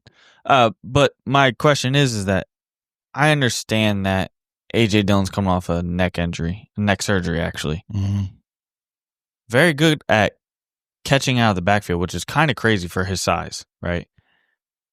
But the question is like, if Barkley goes down, which I'm knocking on wood, right? Because I don't ever want that to happen to him again. But who steps into that spot? Is it Will Shipley or is it A.J. Dillon? By default, you would think it's A.J. Dillon. He's the more experienced back, a guy who was kind of split in carries with Aaron Jones in Green Bay, as long as he stays healthy. And when Aaron Jones went down, A.J. Dillon took over, obviously. Yeah. And he did what he does until he got hurt. But that's my question is like, are we going to use Will Shipley as like a Kenny Gainwell and use A.J. Dillon as like another power back to where it's, all right, 3rd and 2 or... You never know. There was a couple guys last night, no-name guys. Shaderick Powell, he ran pretty well. Yeah. You show signs. Can you do it every down? Can you be a 3-down back? That's really the question. Yeah, that's the question. But I'm saying is like Will Shipley, he averaged 6 yards last night. But then you had A.J. Dillon that averaged 5.6 yards a carry last night, right? So it's like, who steps into that role? Or who's the second back? Like if you look at the depth chart and it's running back. I was about to say, I think you're it's going around the way I say who's the second back. Yeah. I think it's A.J. Dillon. To me, from what I see, Will Shipley, he once he gets past the line of scrimmage, he can hit the hole. He navigates the hole, but he's not really a one-cut kind of guy. A.J. Dillon looks like a professional running back to me. There's sometimes Will Shipley doesn't really look like a professional running back to me. He just like last year against the Commanders running out of gas. Yeah. Did it last night. Yeah, last night. What was it? The second play of offense? Yeah. I think it was. He broke that, 30-something yards? That's his play. Yeah. That's the thing that he does well. He hits the A-gap. He goes. Yeah, that's kind of. But that's it. Jay Ajayi. Yep. Jay Ajayi, same shit. Hits the A-gap, goes. But if you're going to ask him to do 2 cuts behind the line of scrimmage and make some shit happen, that's not happening. A.J. Dillon can do that, though. I don't mean to bring, when throwing loops into this podcast, but I had to get it off my mind. This shit was off the rails an hour ago, so don't even worry about that. Yeah. Well, welcome to the Reggie and Jerome. But that's my thing is like when I'm sitting here watching both of those running backs last night. Now, they may not have given A.J. Dillon as many chances, right? He only had, I think, 3 rushes for like 27 yards or something like that. But he is coming off a neck injury, right? True that.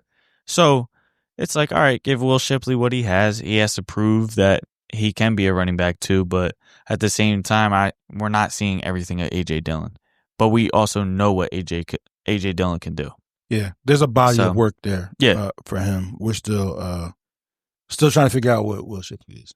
Yeah. Honestly. Yeah. I agree. That's why I had to ask that question because it was bothering me last night. Well, this is your podcast, so you can ask whatever the fuck you want to ask, honestly. I mean, unless it's about wrestling. We're not talking about wrestling on this podcast. Other than that, we can talk Cody Rhodes. With that being said, we're going to take a real short break, and we'll be back. What's up, fellas? Appreciate you letting a Giants fan sneak on the pod for a quick second here. Big thanks to showing love to my brand, by the way, Shore Golf Company. We're all about bringing the beach vibes to the golf course, laid back gear for those who like to sit back, relax, and swing. Proud to keep it local, repping the shore and supporting each other. Even if we don't agree on football, we could all agree on clean golf fits. Appreciate the exposure, boys. Would love to join you sometime for some NFL analysis, whether we're talking NFC East or the NFL as a whole. Keep killing it, gentlemen. Later. And we are back. We are now going to talk about players that we think are going to be breakout players for the Birds this year. Clearly, when you win a Super Bowl, you have a lot of talent. You draft pretty well. So the Birds have a lot of guys on the roster that we feel are going to take the leap. Some might become all pros. Some might become pro bowlers. Some might just become good, serviceable players. So we wanted to talk about that in our final portion of the podcast. But first, we have our first guest on the Reggie and Jerome podcast. Wow. Yeah, we don't just invite anybody on these hot microphones because we take this serious, right? Amen. With that being said, I'd like to introduce one of my favorite people in the world. She's one of the craziest Birds fans that I ever know.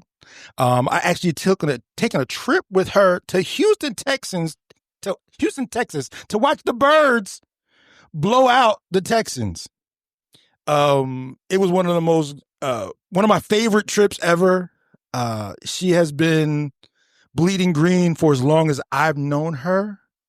She's part of one of the biggest football families and part of our football family. Without further ado, I would like to introduce my little homie, Alana, or I like to call Ayo.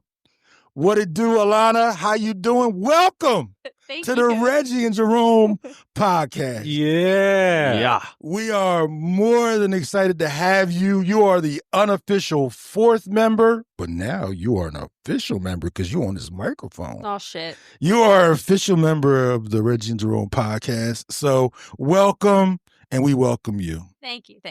No doubt. So let's get started. We're going to talk about the players that we feel are going to be breakout players for the Eagles this year. We usually start this from left to go right. We're still going to do that because we're not going to put our first guest on the microphone right away. We're going to let somebody that she knows very well go first. Sammy C, it's on you. Who is the guy that you think is going to be the breakout player for the Birds this year? Jahan Dotson from Penn State. He really didn't. He came in before the season started last year. I was super hyped. Obviously, I'm a Penn State fan, diehard, but it's crazy because I actually wanted him in the draft when we got him, or when the Commanders got him. But when we traded for him last year, I was like, that's our wide receiver 3 right there, right? But he didn't really show out like I thought he was going to last year, right? He had 19 receptions for 216 yards out of the whole season, and he started 17 games last year, or 16. So just watching last night, right? He only had 2 receptions for 27 yards last night, but he just looked more in depth and knowing the playbook. Obviously, the Eagles aren't going to show everything, first preseason game. They're not going to show all their plays. But just watching the first play of the Eagles offense with Tanner McKee last night, I mean, the out route that he ran last night was that Jahan Dotson I knew from Penn State.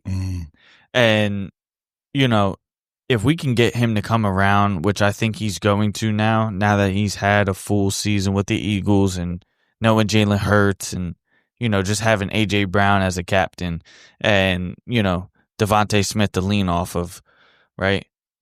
I think he's going to be one of those breakout players. Not saying that he's going to put up a shit ton of numbers, right? But just like last year when A.J. Brown went down, right? He was out for 4 games, I think, 5 maybe. Jahan Dotson was there, but it's like, was he really there? Because he didn't really show. They didn't really use him. He had no touchdowns last season. I think his biggest play was in the Super Bowl. I don't think there's a think to it. There's no thinking to that. So it's just like him knowing the playbook, and yes, we have a new offensive coordinator. But the thing is that I think he turns around and he's that number wide receiver 3, which he can be a number wide receiver 2 or number 1, honestly, on multiple teams in the NFL. I mean, he was the number 1, or actually he was number 2 for the Commanders behind Scary Terry. But he showed that on the Commanders, right? And for some reason, it's just not because I'm a Penn State fan and this and that. I just think he comes around this year and we use him in plays that we could have used him last year, but he really didn't. I don't know if he didn't know the playbook or, he just didn't know in general. It could be something as much as, Kellen Moore just didn't scheme him open or scheme for him. And our new offensive coordinator, he could be doing that. He could be looking to get everybody involved. Our new offensive coordinator was our passing game coordinator last year, so he's going to know these guys best.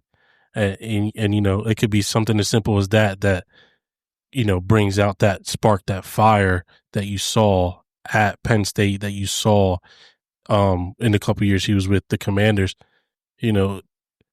I'm excited to see him, flourish because, sometimes, people have bad games and he might be able to step in and lead the team in receiving a game or two. He definitely has the skill set to do so.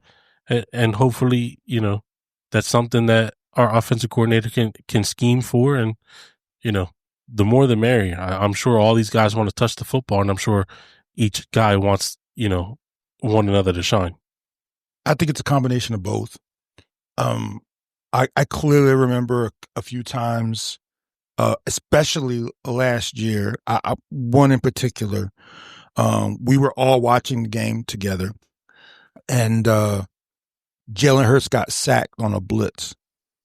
And one of the people that we were watching the game with, he says, Jalen should have got rid of the ball. And I said, well, Jahan was the hot on the blitz, and he ran a go route. Go route, yeah. He did that twice. I saw myself that he did, which to me, and then, not to pat myself on the back, but Tom Brady then says, oh yeah, Dotson's the hot route on that. Like, he should have turned around. So the skill was never questioned with this guy. Clearly, whether it was a function of not knowing the playbook or not really paying attention, I'm not really sure. But he clearly, I know it's only a preseason game, but he just looked different, right? He did. He just looked, there's something about him that's different. when you're on the field with AJ Brown and Devontae Smith, it's easy to fade away into the background, and I'm just out here as a decoy, and it, could be just a change of mindset. You never know.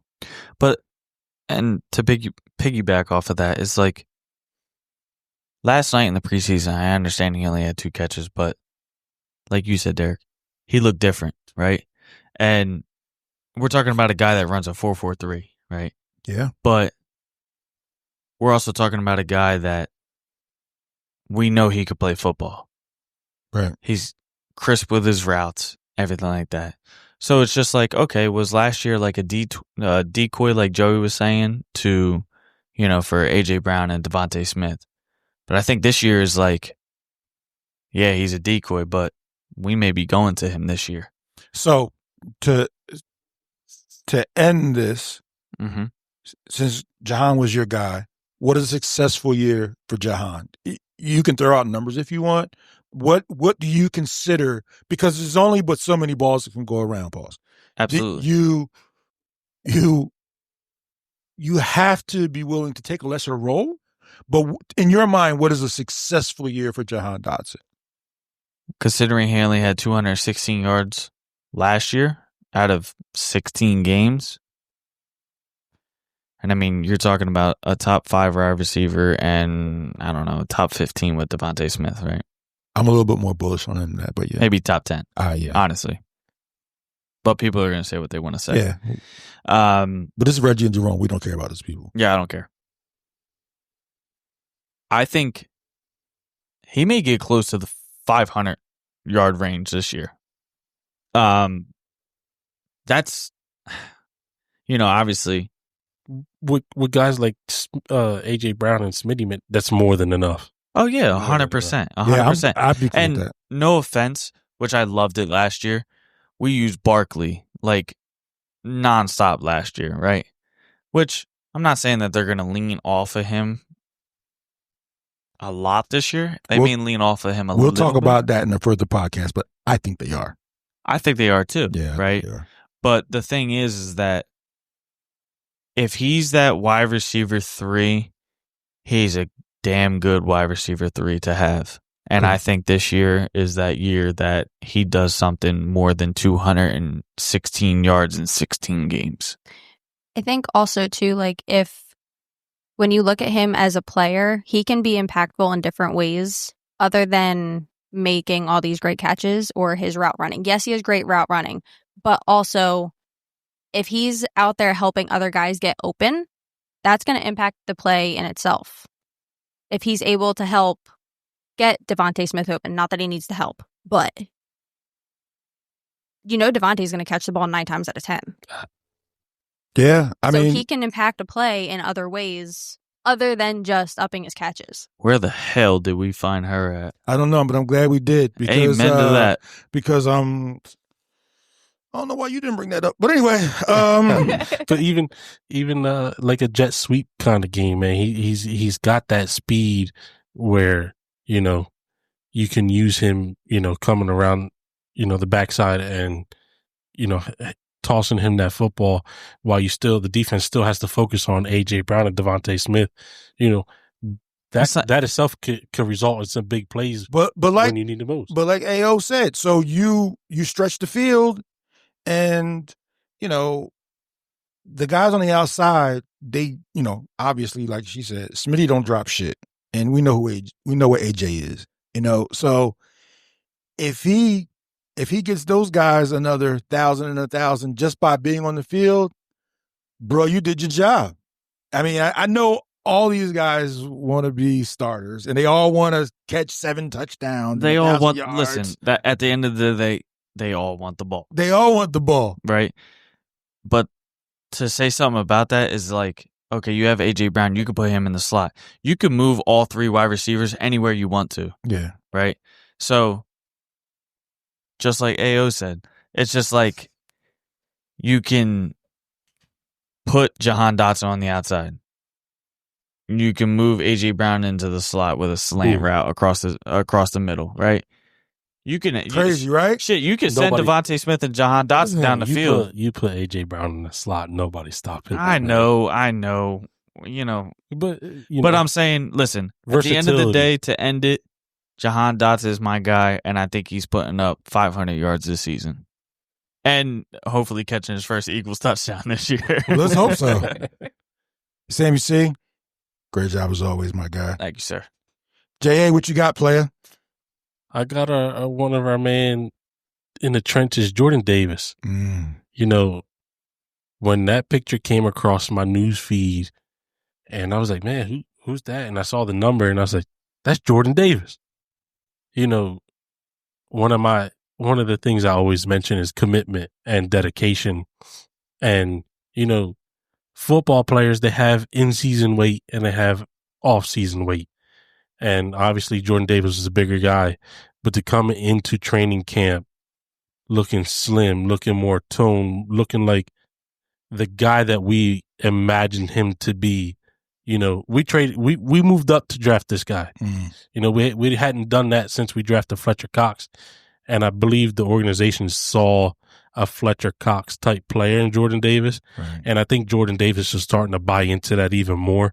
And, you know, we got some beast on our defensive line. And, you know, Jordan Davis was really just, he's in there for running downs. I think Jordan Davis is taking it personal and wants to be out there every chance that he can get.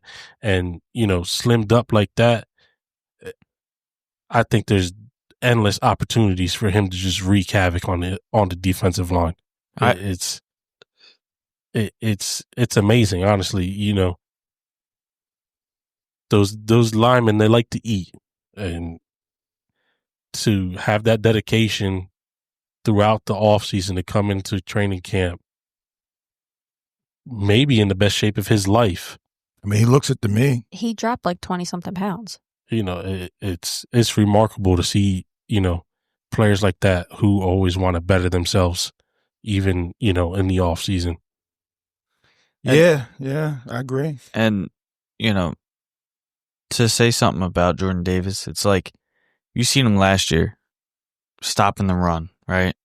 He was great at doing that, but he drops 25 pounds, let's say, right? Which I think he did already because, like you said, he looks great, right? With dropping 25 pounds, it's like, now what else can you do? What else can you know, you're gonna be able to get to the QB now. And listen, you're playing next to Jalen Carter. I mean, at the combine, he was, I don't remember the official stats, but by no means was he slow. No, not at all. Know, Jalen Carter, if he draws the double team and he's able to get to the quarterback, you know, it's the more the merrier. Yeah. Our game is getting to the quarterback, making the game a lot less stressful on our DBs. And I think that's something that lineman room is going to be able to take care of. Yeah. That's the thing. You can't double team them both. Nope. That's when Ty Robinson comes into play. Yeah, we're gonna see if nephew gonna get some snaps this year. But no offense, it's like you got multiple guys. We'll get to the other guy, but it's just like that defensive tackle position. It's like if he's dropping weight, it's like that defensive tackle is they're scary. There's 4 of them that legit you can say that they're scary.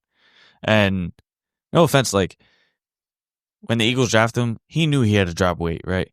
It's just like, and I don't mean to bring it up because I hate the Buccaneers, but it's like Desmond Watson, the defensive tackle that they just got. Mm-hmm. He's 449 pounds, 464 pounds or whatever. They didn't even let him like participate in camp. That's what I've been hearing. Damn, because they want him to drop weight. But that's the thing is like, if you're that big, like you don't have to be that big to play defensive tackle, right? But at the same time, it's like Jordan Davis wants his spot and he wants to go after everything that he could possibly give to the Eagles.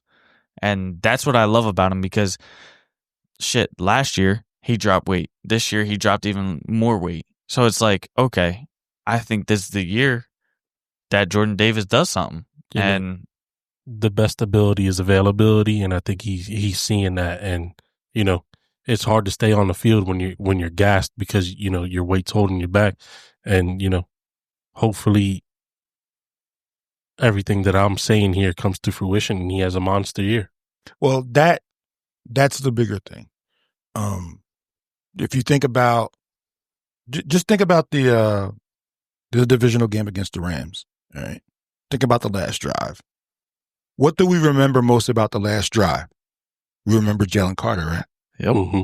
What do you remember about Jalen Carter is that he was there.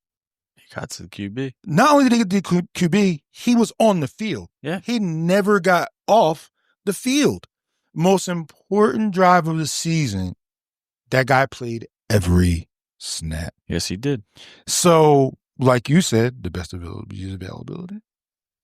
That being said, I think he must have learned something in the offseason.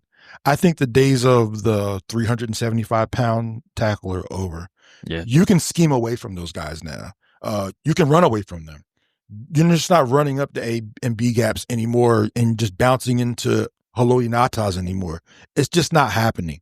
So if you want to be in the league, you got to be able to move.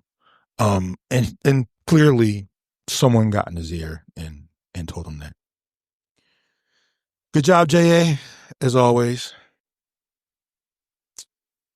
We're moving around the table now to our special guest. Ayo, I hear you got somebody that's going to take the leap for the Eagles. I do. Who you got? I wouldn't necessarily say he's a breakout. He kind of already did that with his rookie season, but more of a standout. Okay. I'm going with Quinyon Mitchell, Whoa. Great. your son. Great pick, if I do say so myself. He had a Tell me more. phenomenal rookie debut. His first year, and he played like a vet. Scary Terry actually said that verbatim, I think, after the game. Did he really? One of the games, yeah. I didn't know that. Yeah, specifically said that he does not play like a rookie. Didn't Scary Terry only have like 3 receptions in 3 games? Yeah, we're not even going to talk To about be fair, that. no. We put his ass on lock. Quinyanamo Bay. Yeah, man. He's explosive. He's fast. He's got great ball skill traits, which you need it as a corner. It translated very well throughout his rookie season. And I'm excited to see it translate even more in this season coming up and next season. Fangio is, I think he enjoys that he's able to move him in and out of the slot if he needs him and without worry. He doesn't have to, necessarily worry about him getting burnt because he's fast.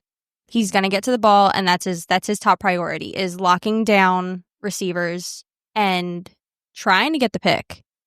And he had 0 touchdowns on like 250 coverage snaps. I think it was Jesus, his that's rookie crazy. season. I So- don't think he gave up a touchdown until like super late in the year. Yeah. Wow. Yeah, it was insane. So, I mean, he created a very big shoes for him to fill himself, which isn't something you see out of a rookie very often. Yeah, that's true. So I wouldn't say, like I said in the beginning, I wouldn't say he's more of a breakout. I'd say he's more of a standout because of the fact that he's created such large expectations for the fans and his coaches. So You ain't lying. You got nowhere to go but up. Yeah. And if it's anything like his rookie year, then he's on track to be one of the most impactful corners this season and in seasons to come. Damn. Yeah. Damn, I wish I had picked him. Sorry. You killed it, though.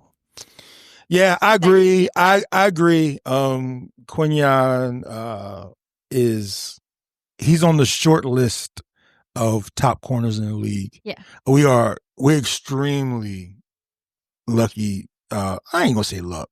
We're extremely blessed to have a GM who was willing to pull a trigger on a corner from Toledo.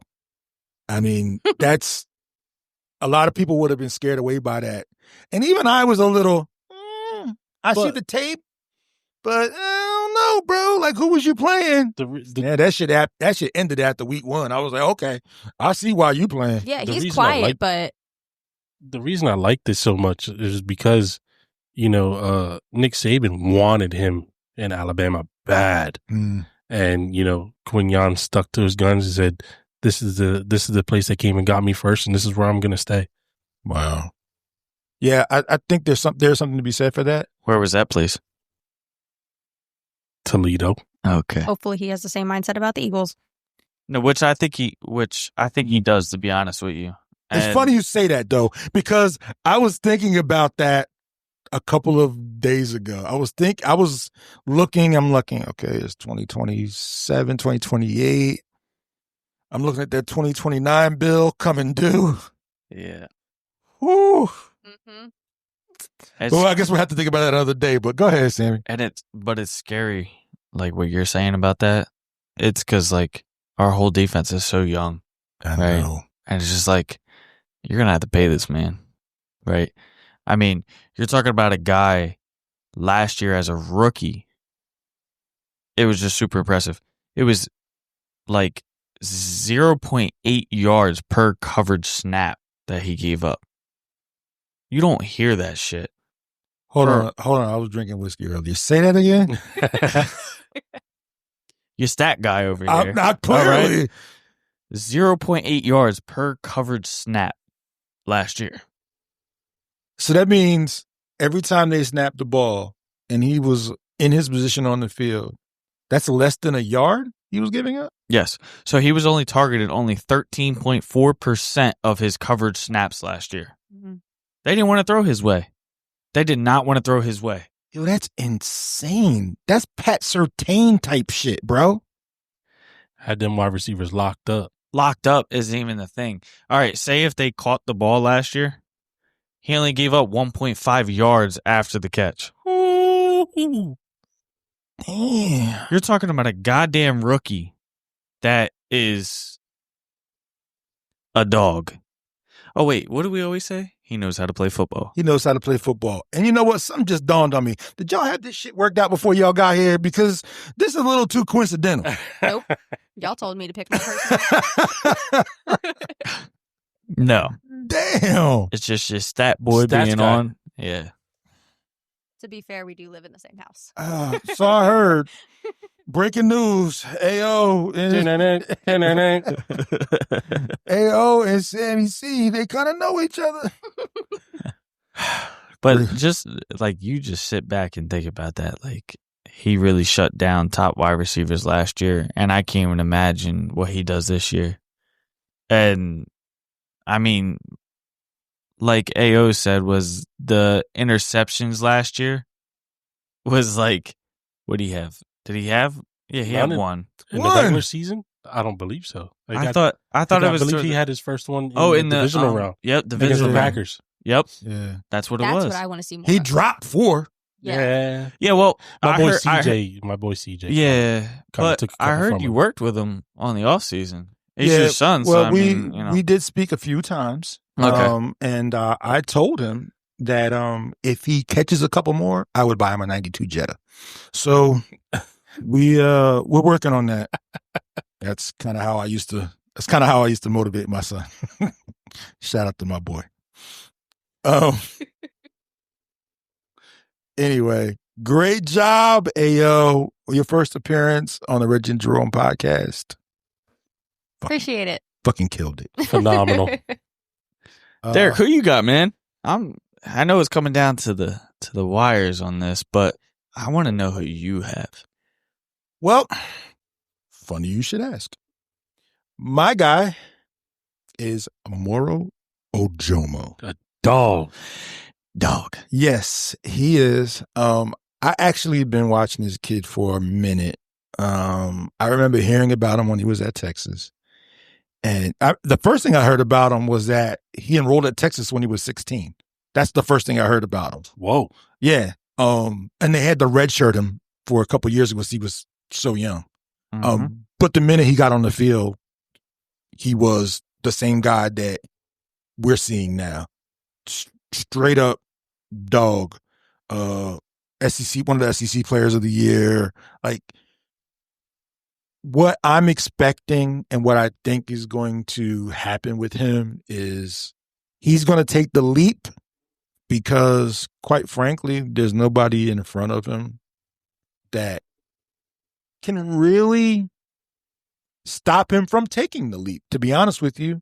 I just have visions of him in some kind of hybrid package with Jalen Carter wreaking havoc on offensive lines everywhere. I think we got a small glimpse of it in the Super Bowl. I think the world did too. A lot of people were like, "Whoa, who's this guy?" That's why I don't think that they were even worried one bit about losing Milton Williams. Was he a great player for us? Absolutely. He helped us win a Super Bowl. But I think that they realized, oh, well, we got this guy right here. Like, you know, he's going to make a fraction of what Milton Williams is going to make. Because clearly we can't pay everybody because at some point we're going to have to pay everybody. So they kind of had to do things like that. So for me, Ojomo is my breakout player. What a successful season looks like for him is probably 6 to 7 sacks, a bunch of tackles, and clean linebackers. Because if your front is good, your linebackers can stay clean and do what they have to do. And our linebackers, they work well when they can roam Exactly. and hunt. Yep. And that's part of why the Fangio system works for us. It lets those. I don't think Zach Bond is Zach Bond anywhere else. No. I think the reason why he is who he is because of the system that he's played in. Amen. I mean, he was a fucking special teams player. Yeah, you playing behind Jalen Carter. You know, you don't really got to do a whole hell of a lot. You know what I'm saying? I mean, listen, the defense that we had last year, the defensive front that we had last year with Josh Sweat and Jalen Carter and Milton Williams, I mean, and Brandon Graham, you know, like you said, if that defensive tackle is doing their job, it makes the linebacker job a lot easier. And I agree with Ojomo, man. I think he just hops into Milton Williams' shoes, but I think he does better than Milton Williams. Couldn't agree more. I believe last year he had a better pressure rate than Milton Williams He did. You're talking about a 7th round pick, right?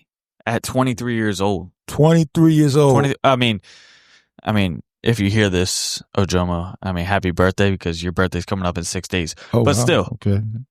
you know, it's just shout out the Eagles scout teams. Yeah, and our GM Howie Roseman, man. I just want to know. Over the past 4 or 5 years, it seems like almost every draft pick has been a hit. You think? I think they messed up on 2, but that's besides the point. I mean, we're talking about J.J. Arcega-Whiteside and then Jalen Reagor, but that's more 5-6. That's more almost 5-6 years ago. So So that's Yeah, but I'm 4-5. saying though, like I'm agreeing with you is that Oh, nobody's going to bet 1,000, bro. no, nobody's gonna bet. But Howie Roseman has turned it around. Oh yeah, 100%. But in the same breath, he took Jalen Reagor over Justin Jefferson. Stop. But no, stop. but hear Why me you- out. why you- to the chest. why you no, bringing no. up old shit, Joey? No, but hear me out. Hear me out, right? Who'd you take JJ Arthur-Whiteside over though? DK Metcalf. Okay, But stop. hear me out. Hear me out. Okay, If those moves don't happen, we might not have AJ Brown. you're not Devontae going. Smith. We to. might not have Devontae I agree. Smith. I agree. So, like you said, not everybody bets 1,000, but he made the correct moves to right his wrongs and won us another Super Bowl doing so. Well, that's what good GMs do. Right. Good GMs admit they make a mistake.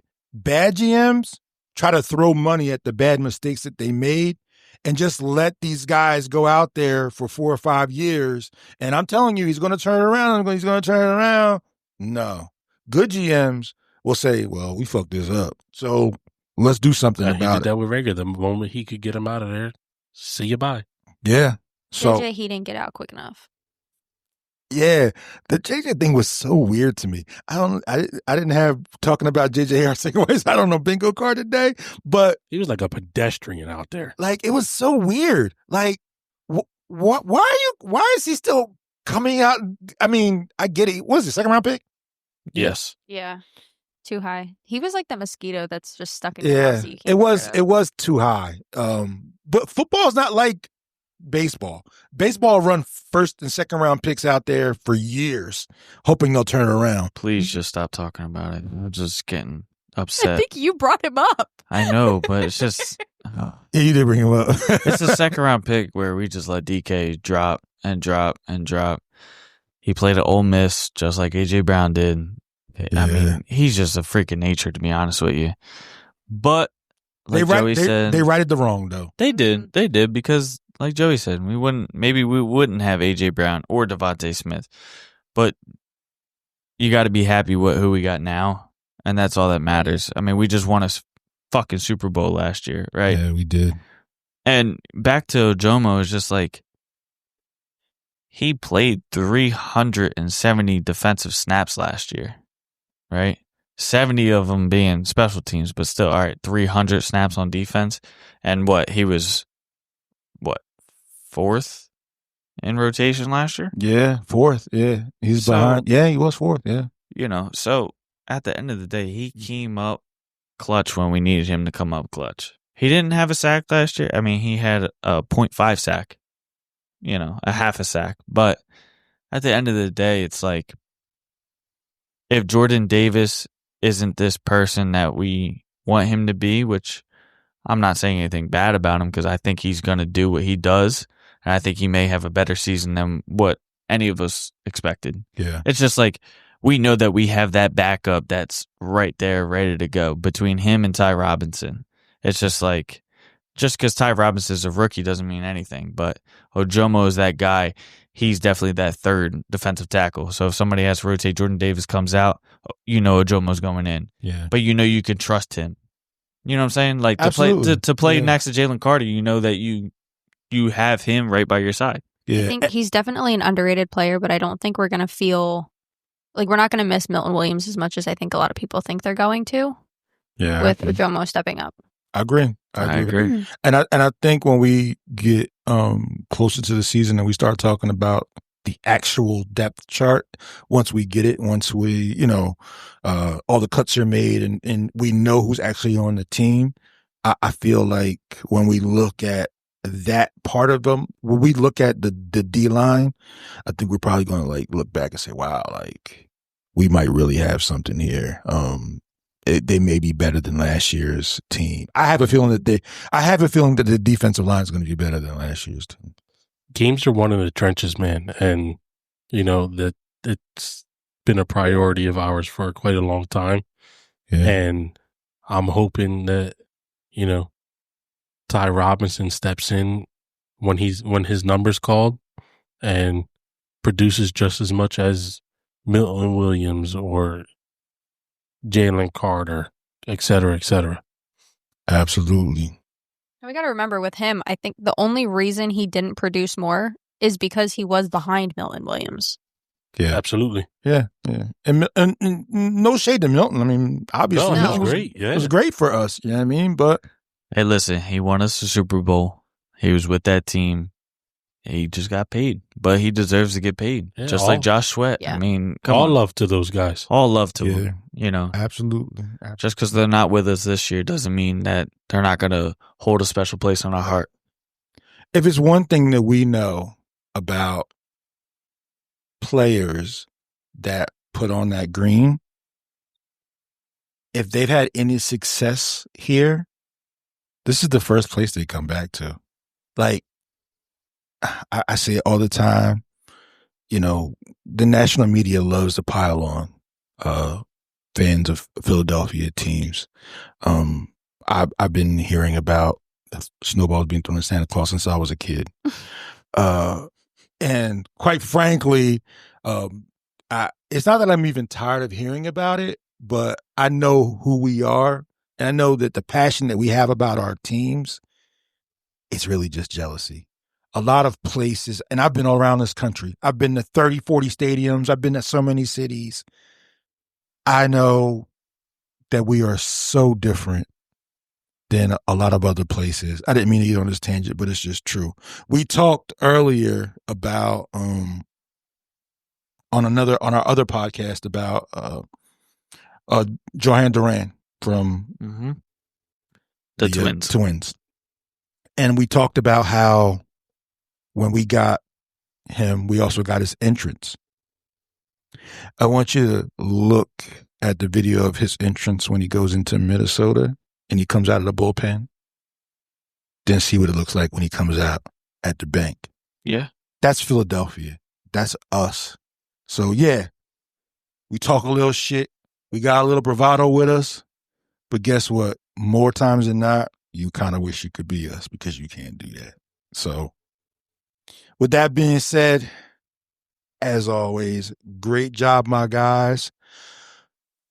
Great job to our special guest, Ayo. Hell yeah. You know what I mean? Killed it. She killed it. I tried. You know, you did more than try, homie. You did your thing. Before we get out of here, Sammy C has a special announcement he'd like to make. Sammy C, the floor is yours, my man. So for all of our followers and all the love that we've been getting on the Reggie and Jerome, for this special first game of the season between the Eagles and the Cowboys with the banner drop, we will be doing a live podcast before the game Thursday, September 4th.